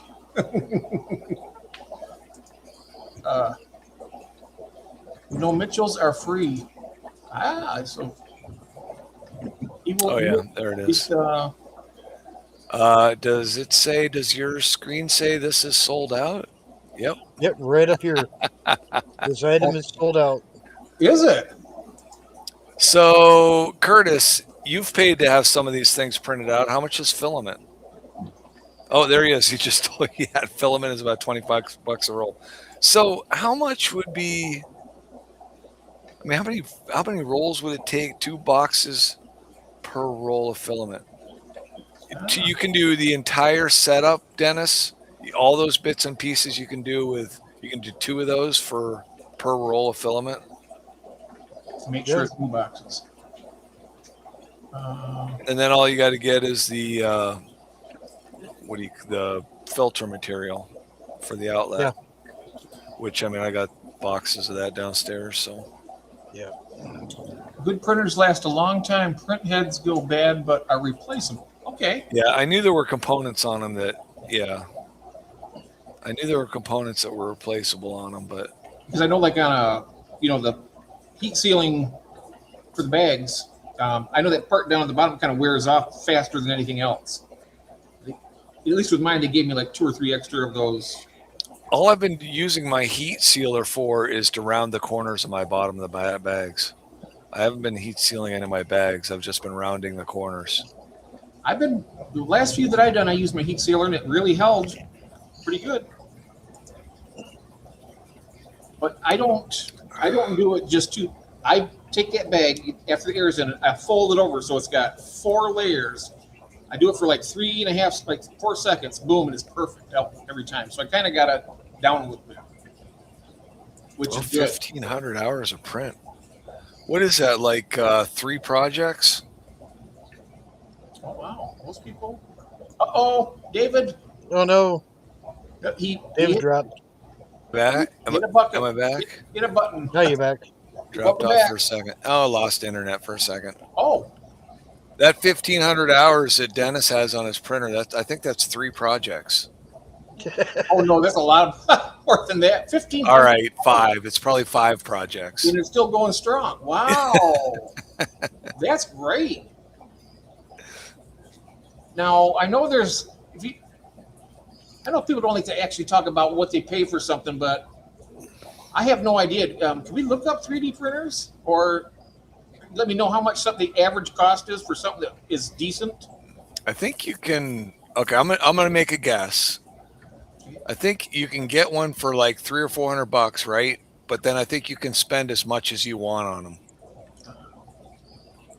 I'm just wondering what level would be like the quality that you get. Well, 1,500 hours worth of printing. That's a lot. 266 prints. Wow. Whoa. And how much? So Dennis, in those 1,500 hours, how much do you think you spent on maintenance on that printer? So he got his for $550. Okay. I can't remember the number that Richard said, but it was up there in that neighborhood, I think. Yeah, I want to say that my son paid like somewhere between. I thought he paid between $300 and $500 for his, but I can't remember for sure. So. I did a quick Google search. Oh, I'm cool. seeing 300 to 500. Oh, there's average. Farm Mouse, 200 to 1,200 for what I would call a good beginner. Oh, okay. As long as replacing those print things aren't too difficult, I would do it. Because my son actually, he actually thought about setting up like a small, like 20 to 30 print farm if he could find the right components to sell. Obviously you got to be able to produce something that you're going to be able to sell. Yeah. But he was actually thinking about investing in a print farm. Wow. That would be pretty cool. It would be cool. Have like 30 printers running. I wonder what it would be like to be like a wholesaler of like printed items if you got your stuff cheap enough, you could do it and sell say somebody has like a store, they want to get 3D printed stuff. You can just ship a bunch of them that way. Put like an order in They pay for it, make them, then ship them. I mean, that was just a thought. I mean, you want to get stuff. I mean, like these fry trays. I mean, they're very popular. Yep. But yeah, I mean, you couldn't. You'd have to design your own. Oh, okay. Oh, let me Unless get you rid got of a that. 3D, Hold on. unless you got a the what is it, the CAD program, or what is that called? Where you have the print design? Your file. You'd have Yeah, to create your own file for it. if you got a file that you paid for or something, you could just enter that into it and make it that way, right? Why Right. is that not? Oh. So Curtis sent that to me and said that's the printer everybody's using. Oh, okay. Free shipping. Look at that. Wow. Oh, how can you go wrong? Send me 5. I mean, free Yeah. shipping though. Seriously, I mean that's probably I mean, that's like buying a C111, right? right. And the gas. I mean, you buy a colony of printers or buy a colony of quarries. Oh, on the expensive side, bet it has all the bells and whistles. Or a couple FX6s. Bamboo has Oh, millions yeah, there of you free go. print files. Look at that. Is that how much those are? What? FX6s are, yeah, gosh, last I looked, 350 or better. I wouldn't know. I've never owned a canister filter. And then the filament's like $20. Is it like $20 a roll? Dennis said 25 a roll. 25 a roll. And so you could probably make a few things with that, and you know, it'd be great. Get P1s with the yes. Okay. Laugh out loud. Free shipping. Nothing wrong with free shipping on something that heavy. I bet it would cost you a fortune, wouldn't it? What's the term? Anything free is worth saving up for? Yeah, right. Yep. Yep. Yeah, Chris is sending me some of his fry grow out boxes. Oh, Chris is? Yeah. Oh, Chris Which Gordon? yeah. Which I know aren't costing him. Yeah, because I mean I've made my own grow out boxes as well. I did a video on the ones I made, which are suspended over 20-gallon tanks. And yeah, I mean I put uplifts in them, but there's something to be said for the design that Lowell's come out with. That's Yeah. a pretty nice That design. is very nice. And if you can make 2 for $25, because I probably had, I mean, I didn't have more than $8 or $10 into mine, but still, I mean, Yeah. I'd take the advantages of Lowell's for $12.50. Yeah. I'm starting to think biting the bullet to get a printer. Yeah, you know, the things that they've come up with now.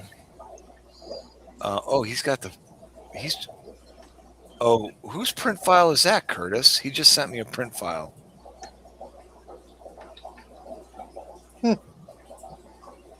Oh, I'll pass that on if he tells me who's that. Which one is that?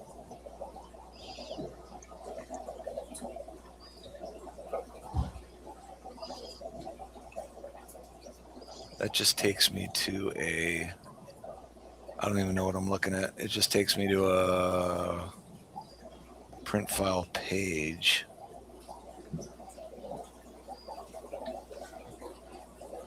I don't know.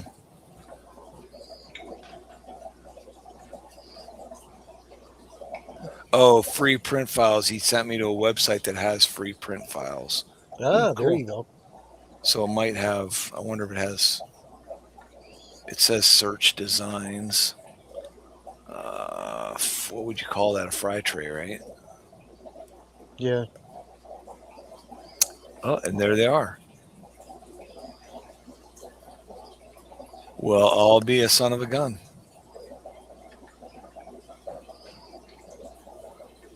Huh. There you go, Keith. I mean, I know you're not looking at what I'm seeing, but Yeah. yeah, it's all available. Holy cow. Not anything like what you're looking at as Lowell's, but still No. Lowell. I mean, Patreon $5 and Yeah. Exactly. you get his print files. And I think Blake's the same way. Blake's Aquatics has a bunch of print files too. And I think you get his for free if you become a member Right. for a month. So if you wanted to be that guy that just signed up for a month and took all the print files, You know, which I'm sure there are people that do I've done that. worse. Yeah, yeah, I've done right. worse. Yes. Yep. Yeah, I would not be that guy that did that. I would be guilted into at least going for 2 months, right? I mean, at least pay for Two 2 to months. 3. 2 to 3, 2.5. If I can get a half a month, Yeah. I might do the half month. Thank you. Oh, had to get some more coffee and check on Kathy. All right. Well, that was all really neat stuff. Yeah. Keith's buying me a printer because he's going to find a deal 2 for 1. Oh, sweet! Buy one get one free. Yep, as he's going to be waiting for that deal to come around. Yep. Yep. Is here. So I'm going to run out to his house, pick up my free printer and about 25 aquariums. Wow. Oh, don't think I haven't forgotten about that. Keith talking about empty aquariums piled all around his place. Oh, not only that, but Dennis there, he goes out in Florida, he picks those up on the side of the road. I know. Really nice. I think I've gotten 2 off of the side of the road. I've never got one. Not a one. Like that. Oh. I forget how many I've gotten off the side of the road. Cecil, I haven't warmed up since standing in a Walmart parking lot talking to you. I'm still cold. If it gets the file, then I'll do. I don't mind. Oh, Wait. All right. What have I missed from Mary? I'm just coming in I late. don't know. Hey, Lance. I haven't been watching chat. Well, she says I'm ignoring her. Yep. Let me see. Yep. who said that? Oh wait. Who's it Oh, going she to? felt. I don't have to send her fish anymore. Oh, yes, you do. Apparently, she wants other things from me instead. Oh, she Yeah, but the said buy quarters will 5. make you walk funny. I think she actually wants me to get her a 3D printer now. Oh, wow. I kind of like the idea of fish now. I'll go back to the idea of fish now. Oh yeah, yeah. Like Nathan says, hold out and get 3 for 1 because he wants one too. Oh, June's in the room. So I owe June After an I win the answer. lottery. I actually So like the, how big do plecos need to be before you ship them? about an inch and a half. 3/4 inch is the smallest I've sent. 1.25 inches? 3/4. Oh, 3/4? Yeah. Okay. That's the smallest I've sent. I thought that my super red calicos they're over an inch, June. So I thought they looked like they are at a decent shippable size. Yeah.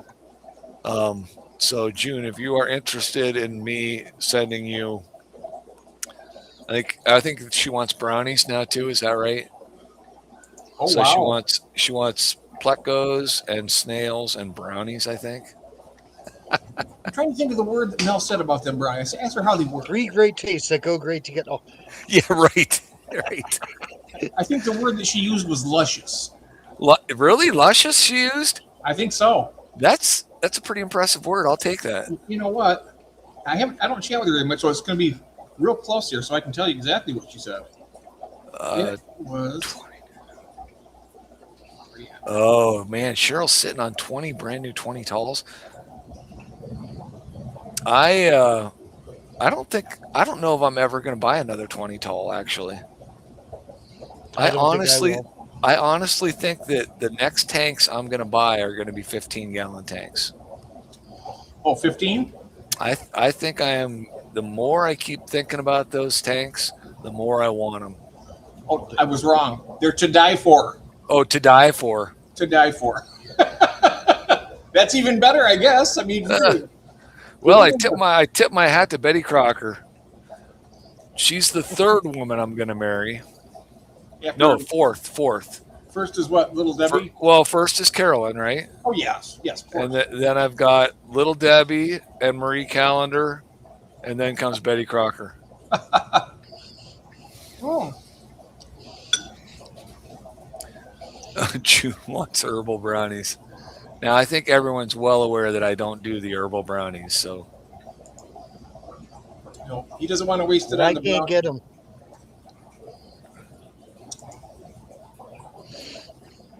Yeah.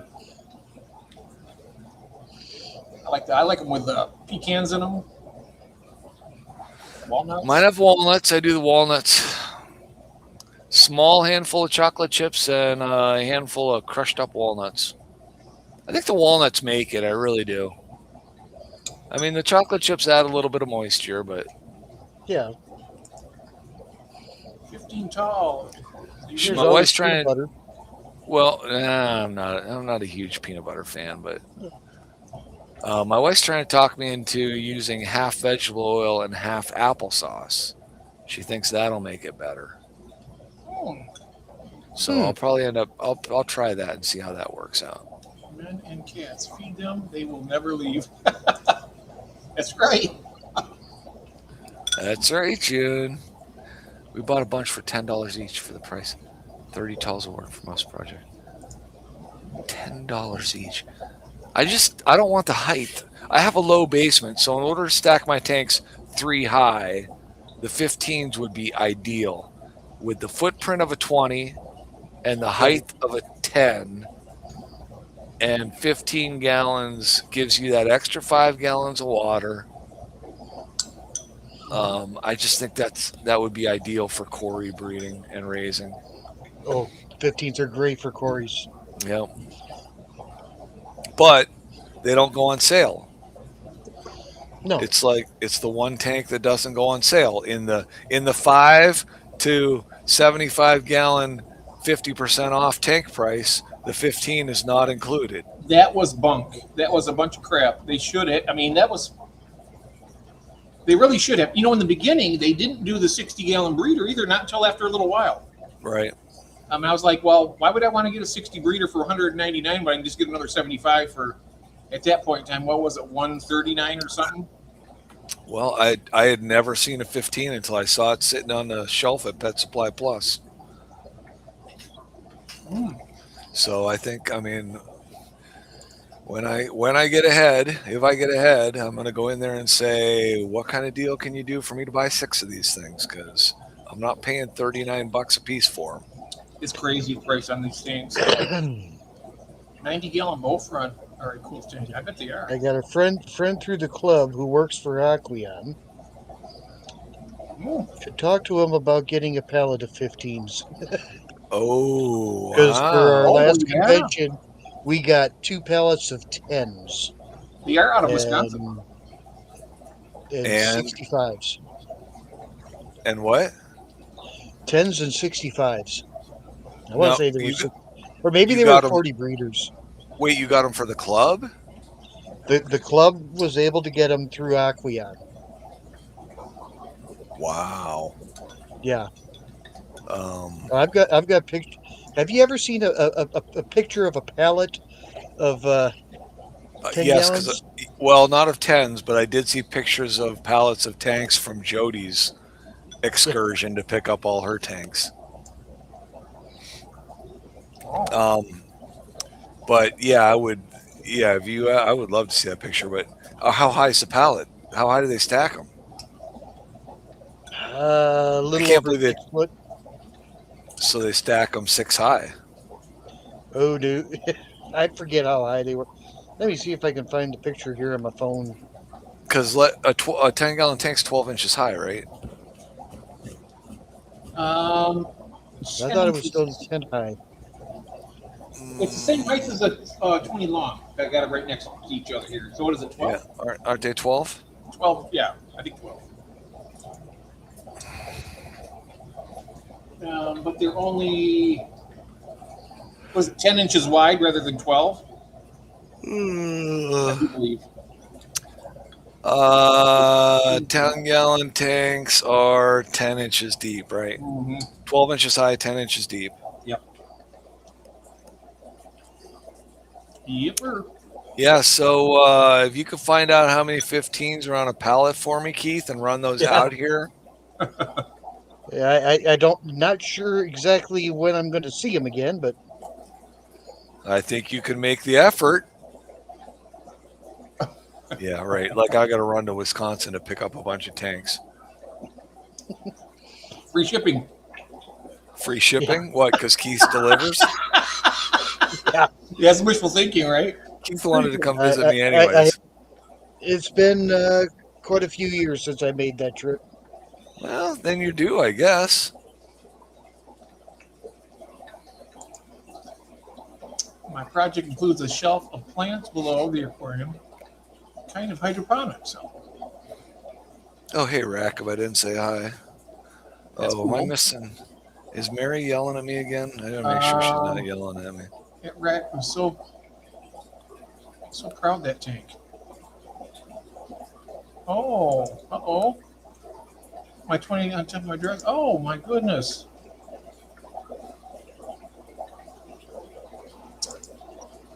Who gets nostalgic when they see an old metal frame tank? Yeah, I've seen plenty of them. I had lots of them in the beginning. Those metal frame tanks. They had the slate bottoms. They're cool. It'd be kind of nice to have one now, but cost me Oh, Farmhouse asked why not 20 longs. I can fit more fish in at 24-inch tanks than 30-inch tanks. Just because where I can build the last rack in my basement, it works out better to have 24-inch tanks instead of 30-inch tanks. Mm-hmm. So, and then I truly think that the footprint of a 20 long is wasted on a breeding tank for quarries. It's a good grow out tank, but even as a grow out tank, once you start selling some of those fish out of that 20 long, it becomes a wasted footprint. It is.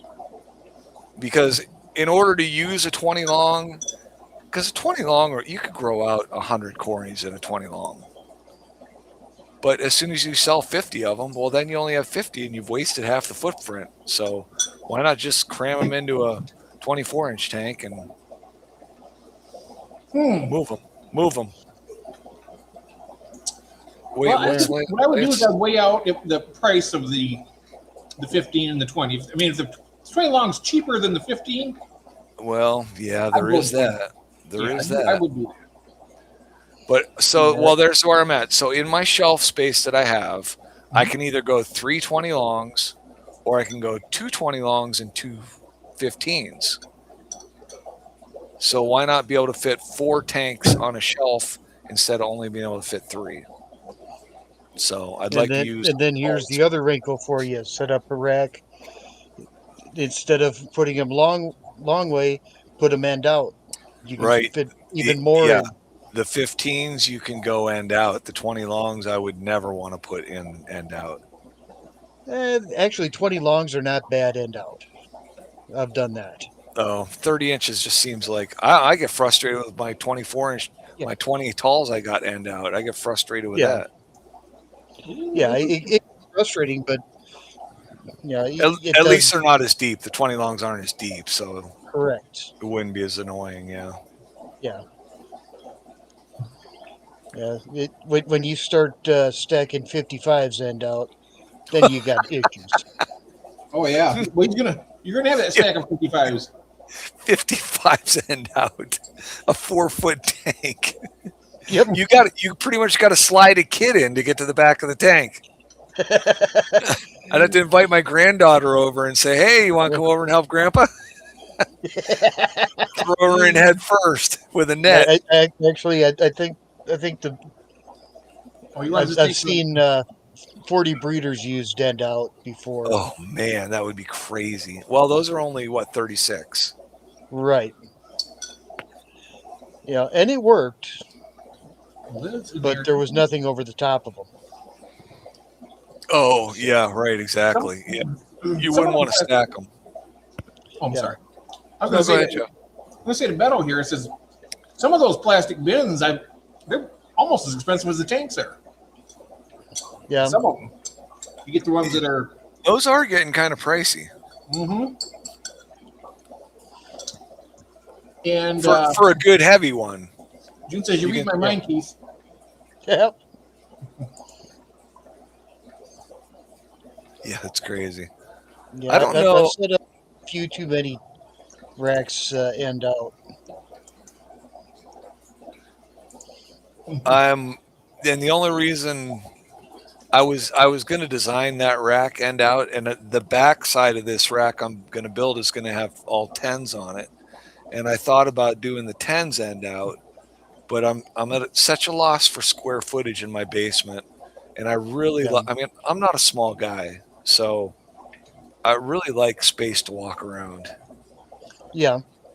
So I like to keep my walkways as wide as I can. So I guess I'm going My to give up a bunch of tanks and get wider walkways. yeah. My 10 racks were end out, and it works. It does work real nice Yeah. in the footprint that it takes. I got what 15, 16 on that because yeah, kind of messed up the dimensions on the lower racks.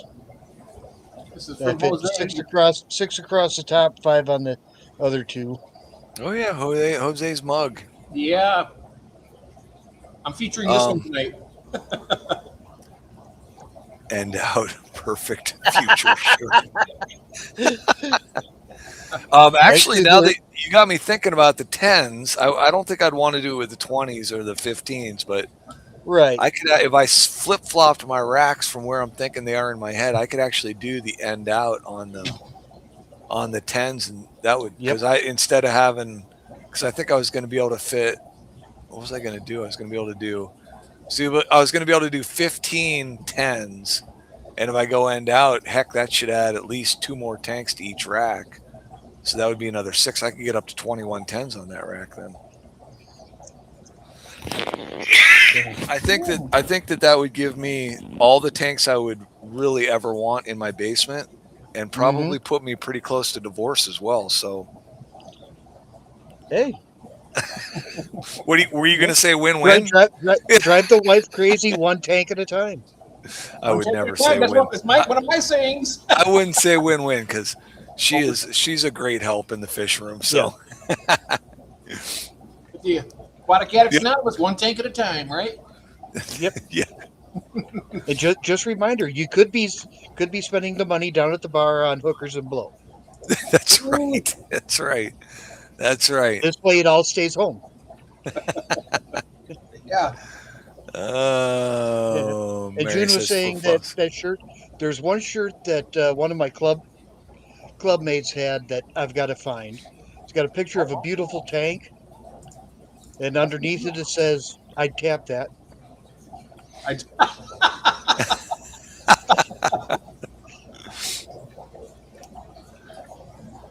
that's what we got His to wife do. really didn't care for the shirt, but she understood. Well, surprise, surprise. All the tanks I want never going to happen. But here's a question though: is it better to have and not want, or to at least have the passion to want something and not have it? It's interesting, huh? That's always a good question. I think it's better to you can still be satisfied and want something. Right. So I guess if you're To, satisfied, to have all the tanks you could ever want, yeah, there's always another tank you want. Yep. yeah. But for me, I don't have big aspiration. I mean, I could have every tank I want right now. I just don't have all the fish that I want. But Well, yeah, when you that's start the when you second part. start getting closer to all those fish that you want, then you're going to need more tanks. You want to have a tanks that you Yeah. want. that's true. Yeah, right after you win the lottery and start Yes. going on that spending spree. Ooh, that would be nice. Definitely better to have than want. That's So what June about that says. scenario, you hit the lottery. Okay, you hit the Yep. lottery. What would you do for your fish room? There's a question. I know. I win the lot. I win the lottery. What would I do for my fish room? Down the road about 3 miles, there's a greenhouse facility for sale. We'll I start would. there. I think I would definitely get into some hydroponics with some fish production, and Okay, yeah, yeah, I think I would definitely get into that. I would build an outbuilding. I'd equip it with probably either 40-gallon breeders or 75-gallon tanks. The whole thing. Have it all plumbed professionally to do an automatic water change. And what else? Have it well insulated so you know your fish aren't gonna yeah. freeze. I'd also get one of those whole house generators so you wouldn't have to worry about the power going out. I don't know how extensive my fish room would be if I won the lottery, because I think I'd rather be out traveling around and visiting all my kids and grandkids. Was that too? Yeah, I don't have that, but I'd be torn on Well, that. see that's the other part of winning the lottery. You can hire the Oh, kid that. next door to come Oh, over good and point. yeah, I didn't even think. Good point. Yep. I'm gonna go on a trip. Take care of the fish room. There you go. Yep. You could have somebody that could stop in there every day that you Here's didn't have to worry $100. about. your fish room square. Yeah, mine. Yeah, I would definitely want a separated building from my house. Oh I yeah, don't like having all that moisture in my house. I'd definitely have the outbuilding. It would have radiant heat in the floor. And well, no, I could Yeah. have radiant heat, I guess. Radiant heat in the floor means that you don't have to worry about the colder tanks at the bottom. And nice air conditioning in the summer, because all those tanks are going to have heaters in them. Because I'm not going to be in a place that's like 80+ degrees all the time. you insulate it well and heat the room. I wouldn't do that because it'd make the whole room too warm. Well, you heat your room to 76 degrees, and then you just Yep. tanks that need to go to 80, you put heaters in. Yep. Tanks that need to be warmer get a heater. Yep. Other than that, you keep it I- relatively nice. Yeah, I mean, 70 to 72 though. That's more comfortable for me. well, and that's fine. I mean, there's a ton of fish you can keep at 72 degrees, so Yeah, there is. an absolute ton of fish. I think you have too many heaters in your basement right now, Jeff.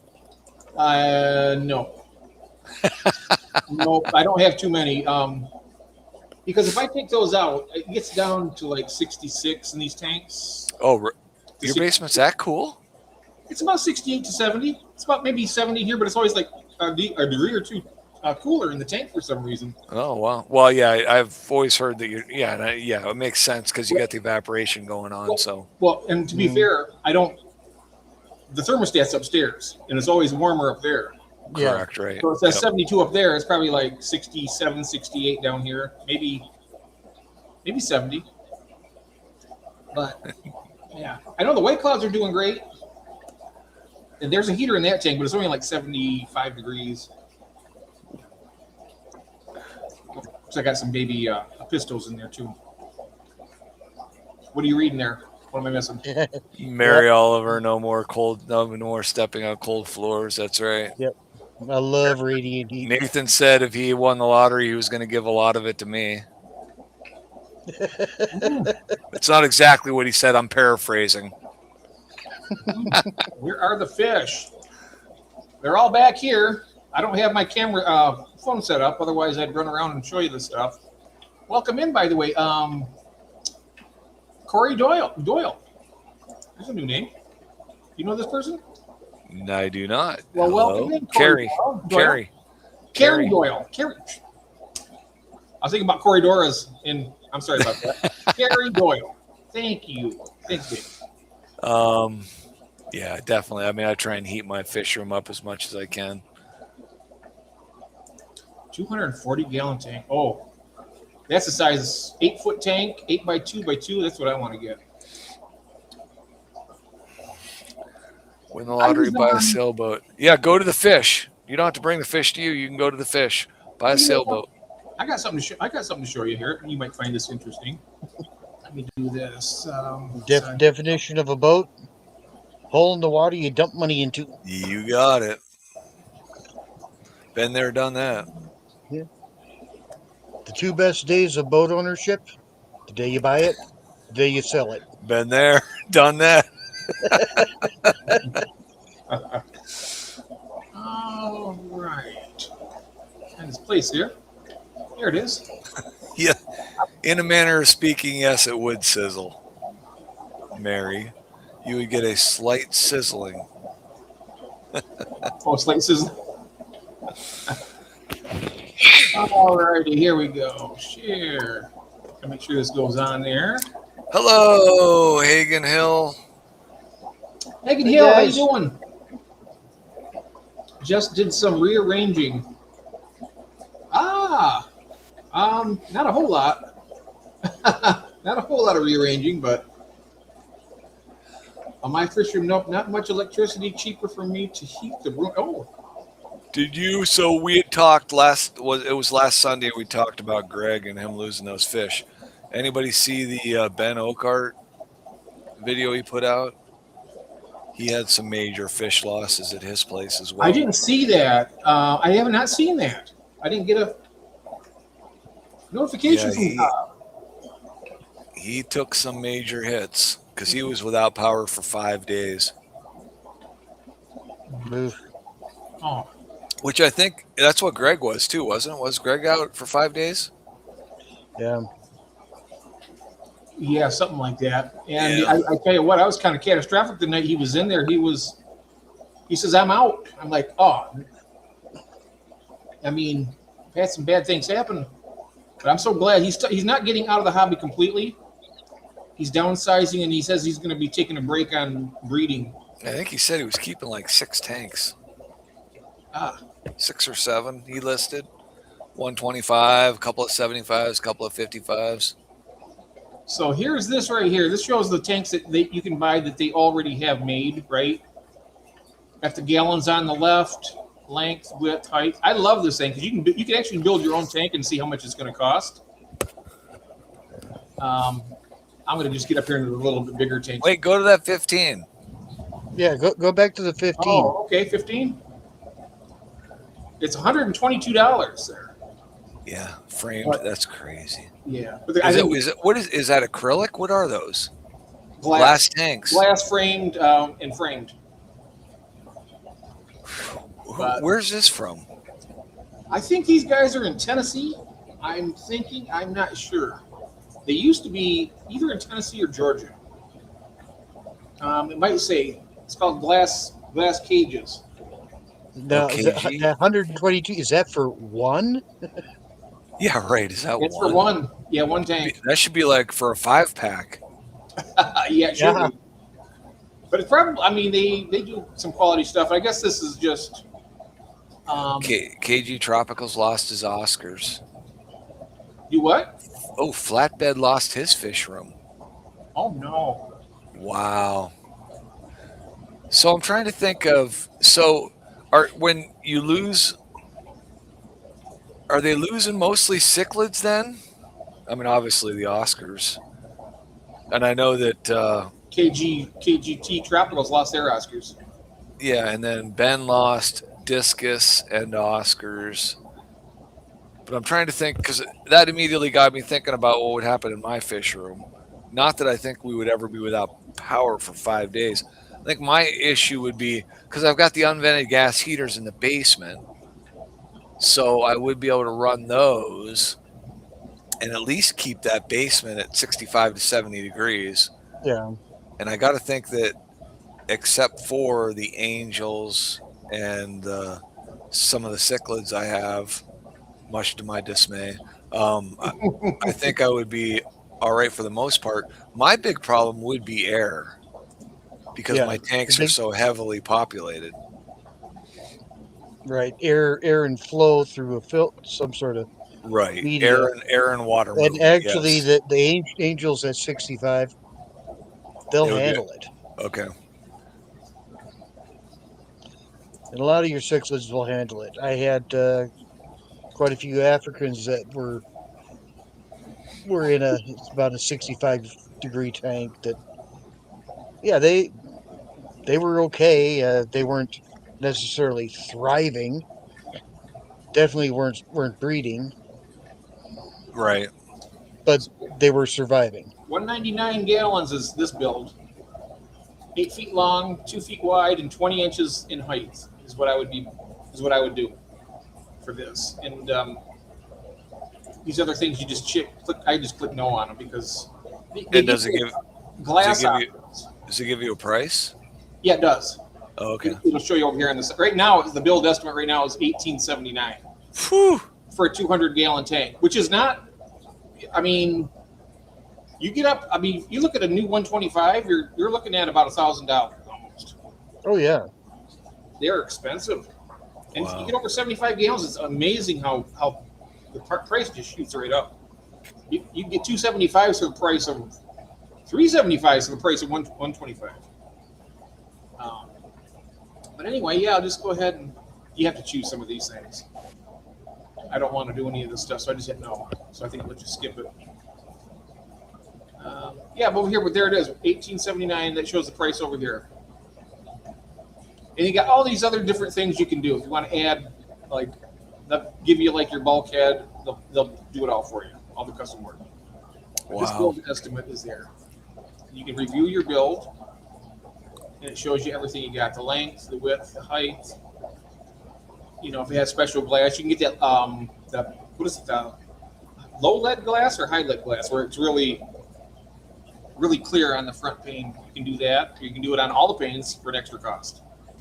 But I just use regular old glass myself. That's what I got now, and I'm happy with it. So why, you know? But yeah. Yeah, I was really, I know that everyone's talking about a lot of things in the chat. Hagen Hill has a garage fire going across the street from him. Oh my goodness. Oh no. But when we like talk about like Ben and KG Tropicals losing, I don't know what KG Tropicals uses for heat in his fish building. They I got know a he mini put split. in a what? They got a mini split that really puts a lot of heat out. Right. I knew that he put in a mini split, but those mini splits become so inefficient once you drop into the single digits or below zero. Yeah. Well, he said it So- was because the wind was blowing so hard, it just blew into that place. Yeah. Yeah. No, and that makes sense. And everyone's like, somebody said, I don't remember who said it, why you wouldn't have a generator when you have that much invested in your fish. Now, Ben said he had. Their What? heaters were all there. They had heaters in the tanks too, and they still froze.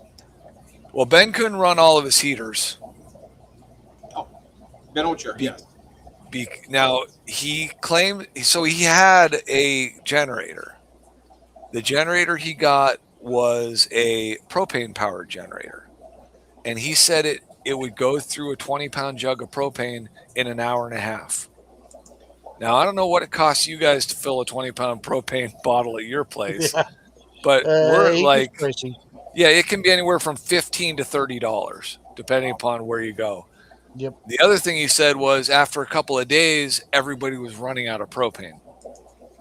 I'd get natural gas. I get natural gas from here. That's Well, what I wanted to do.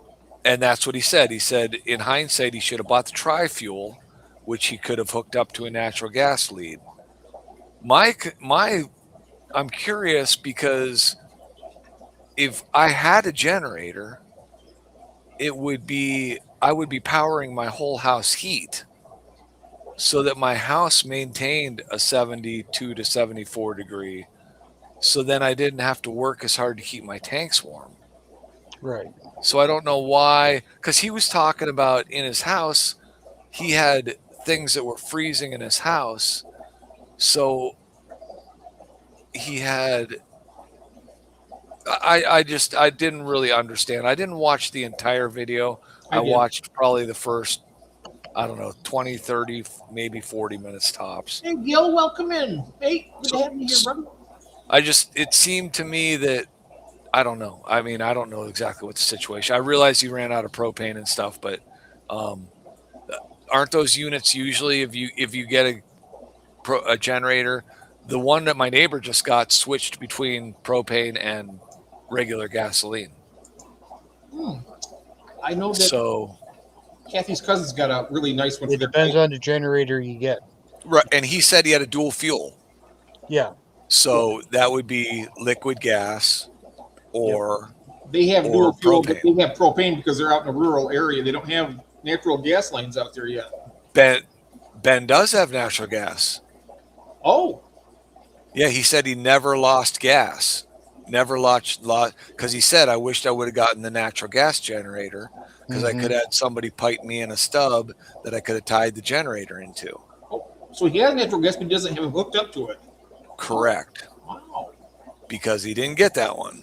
Ah, So yeah, my buddy paid $8,000 to put a whole house generator in his place, and that's not. I mean, so I'm a plumber, so I would buy a multi-fuel generator, and I would have an extension cord on my furnace, and keep it warm, yeah. I would have my circuits for my refrigerator marked, my circuit for my freezer, my circuit for my fish room Furnace. Yep. and furnace, right? Those circuits would be marked so that I could shut them off and wire them into the generator. 6K diesel generator for my new fish room. Oh, nice. That That's a lasts bet. longer than propane, I think. So That's a big one. Yeah. 6K is a big one. it's a nice generator. Yeah, the Generac, like you get the whole house one. You can run everything. It just they have one out there and said they had one time where the power just you didn't even notice it. It just blinked and the power was right there. Yep. It wasn't. Yeah, they are awesome, but it is a mechanical item that needs to be maintained and serviced. It's gonna, like Nathan said, his neighbors kicks on every Saturday morning. They're gonna start up at least once a month, and they go through their own diagnostic Oh, okay. checks, and then I believe, I don't know, I'm certain that you have to get them serviced at least every year. I don't know why you wouldn't get them serviced every 6 months. It also depends on runtime. Correct, right? But I still wouldn't Plant want I'm one. at, we started with generators. I worked with 1 megawatt generators. That was the smallest one you could find. Wow. You Yeah, I said think. 6K is the smallest one you can find, David. Yeah, that's well. I mean, I'm sure that with some of the weather we've had this year, generators are a hot item. Preach. But yeah, I mean, I know. Yeah, they give you all the charts for, hey, after this runtime you need to do after this, and after this runtime you need to do that. And man, I think I would err on the side of caution with that. Well, I'm definitely going to be maintaining my snowblower from this point on. I'm not going to go through what I went through this winter. No. It runs like a top right now, and I'm going to keep it that way. Run all the gas out of it, put the stable, the whole 9 yards. Yeah, propane seems like the most expensive. Well, I know it's the most expensive fuel. Propane is a very expensive fuel to operate anything on. And actually, diesel is actually the cheapest, even though it costs more than regular gasoline. But True. when you break down its actual, the energy you Runtime get out and- of a gallon of diesel compared to the energy you get out of a gallon of gasoline, I'd do the same and thing. natural gas also. Yeah, I would do like what Chris is saying here. I'd have them come every fall before it gets really cold and do the servicing on it. And, Yep, oil changed, battery checked, all that good stuff. Yep. Yep. The deal they got was absolutely incredible. Their system was like $14,000.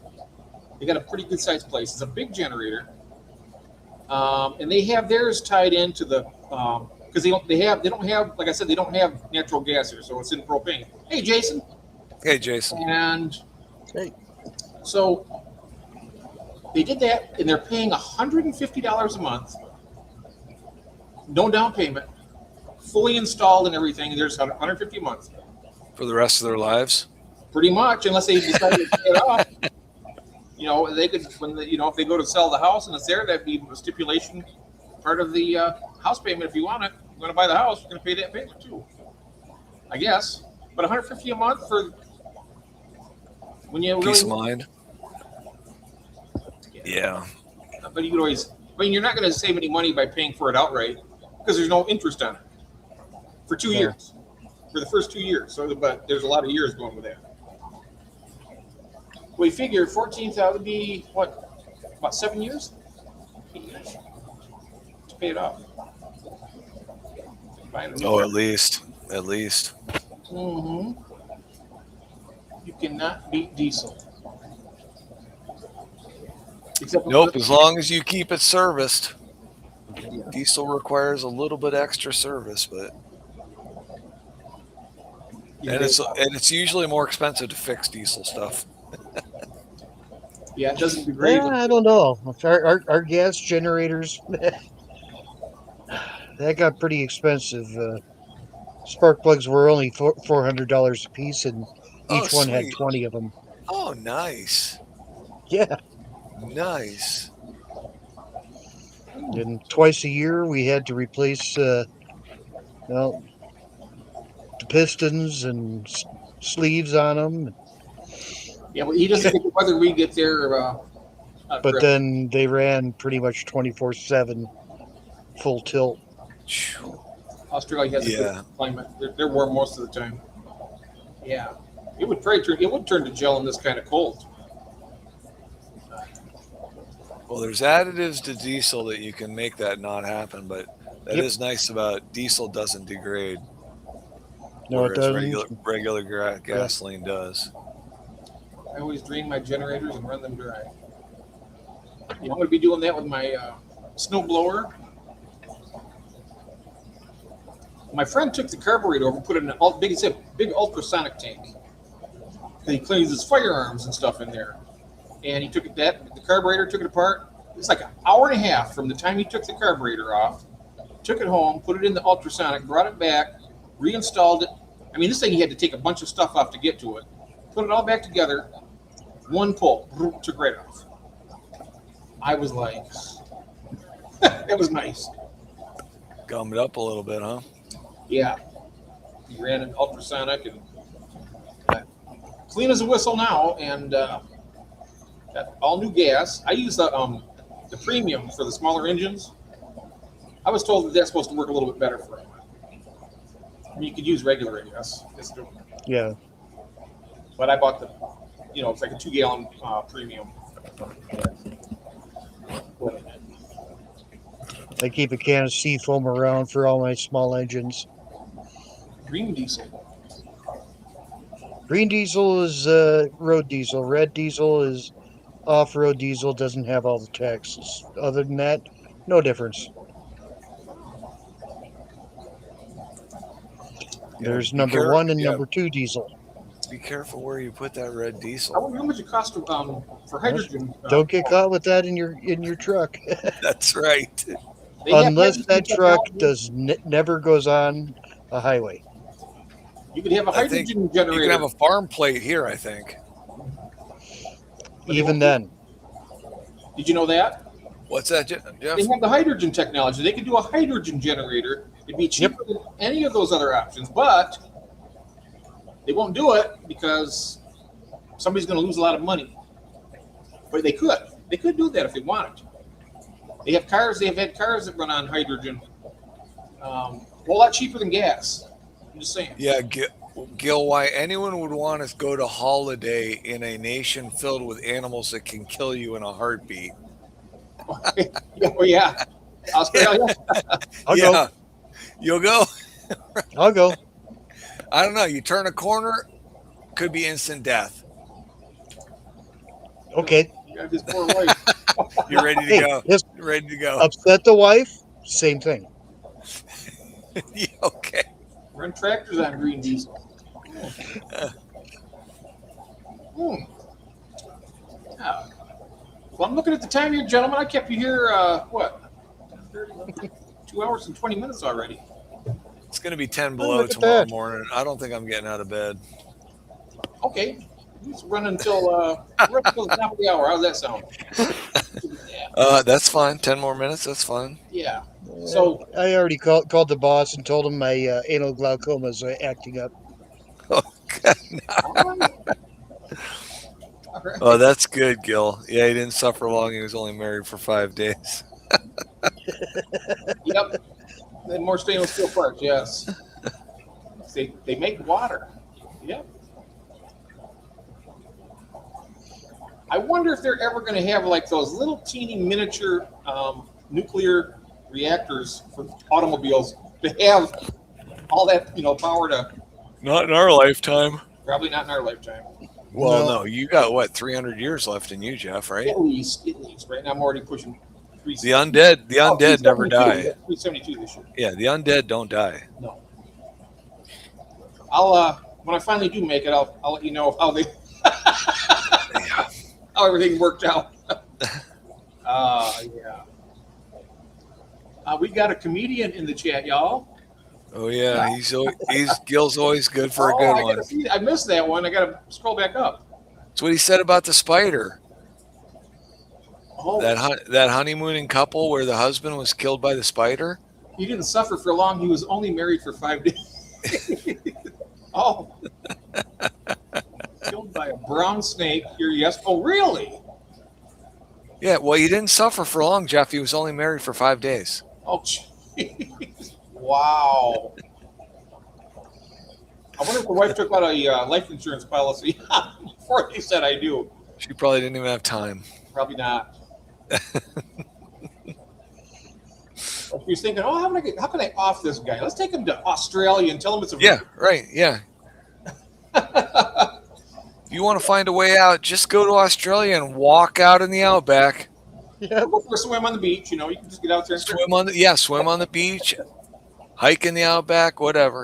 great whites in the ocean and Killed. Oh yeah, they got You got a really popular Australian here. Yeah. Yeah, I mean, we go love out, go out and pet some wild animal. Huh? Right, exactly. Yeah, we really liked the crocodile guy. We enjoyed him. He had good shows, and then you guys killed him. Yep. Stingray got him right through the heart. Yeah. Mm.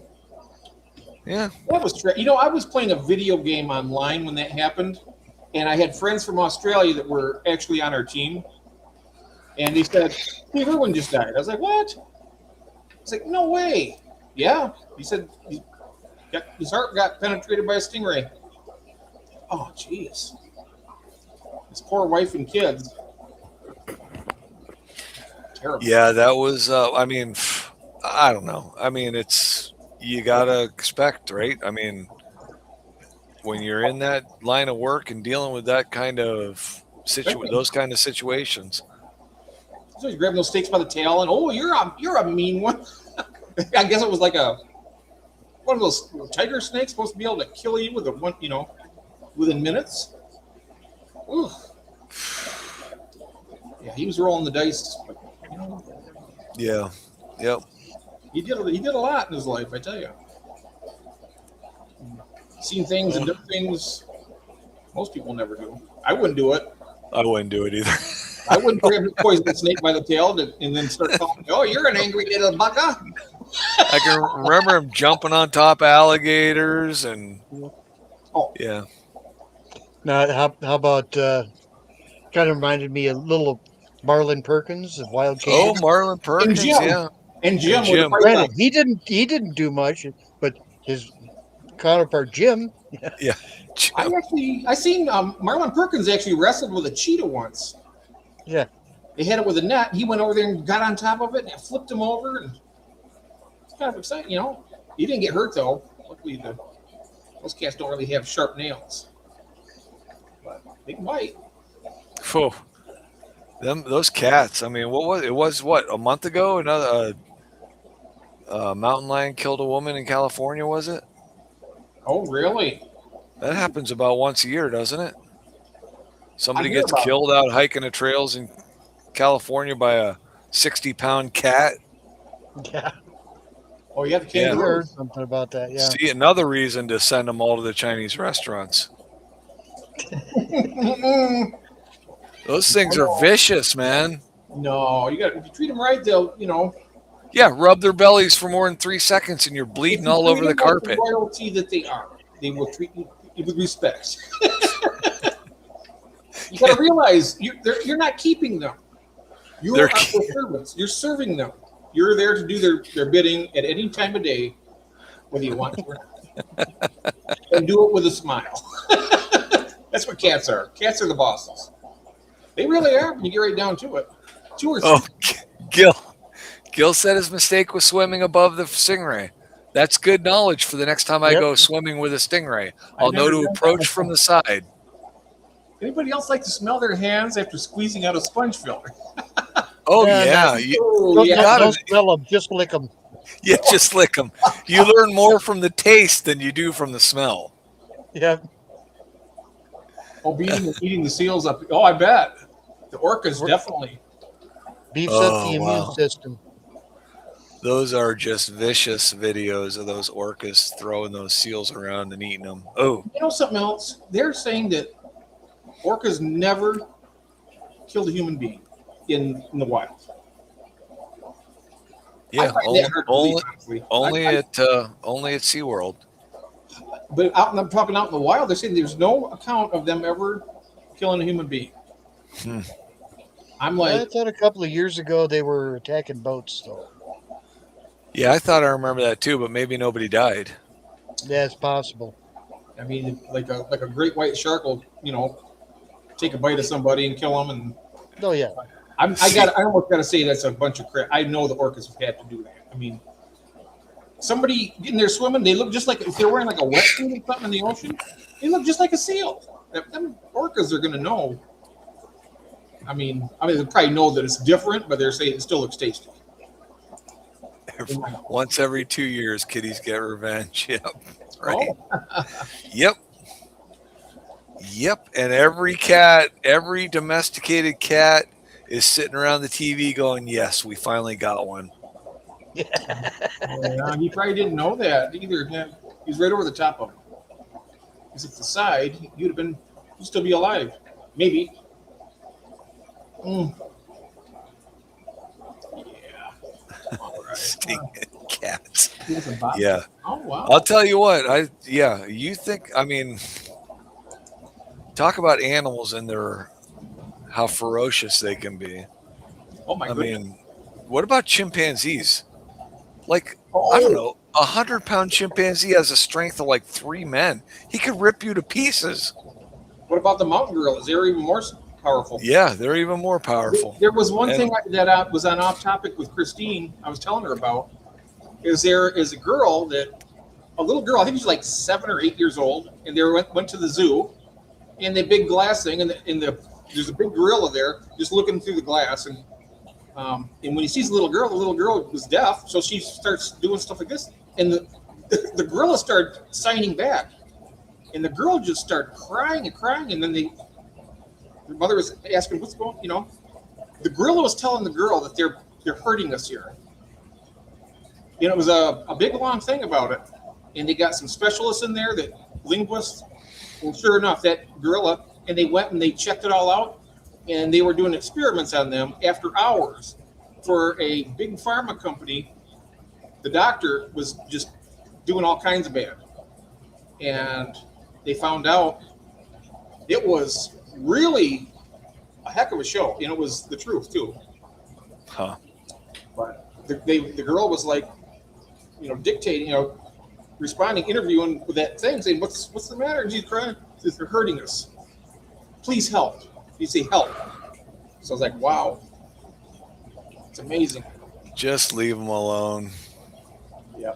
But the guy got, I don't know what they did. He probably got life in prison. They should have probably killed him. Don't have children or chimpanzees, June says. Mm-hmm. Orcas going after the narwhals. Oh, narwhals, yeah. They're like That's a you pretty call them cool the looking unicorn. one. Yeah. Like a big long horn there. Narwhals.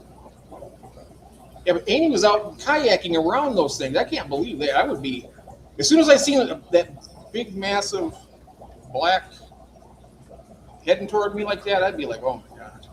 June, what if you have children that are chimpanzees?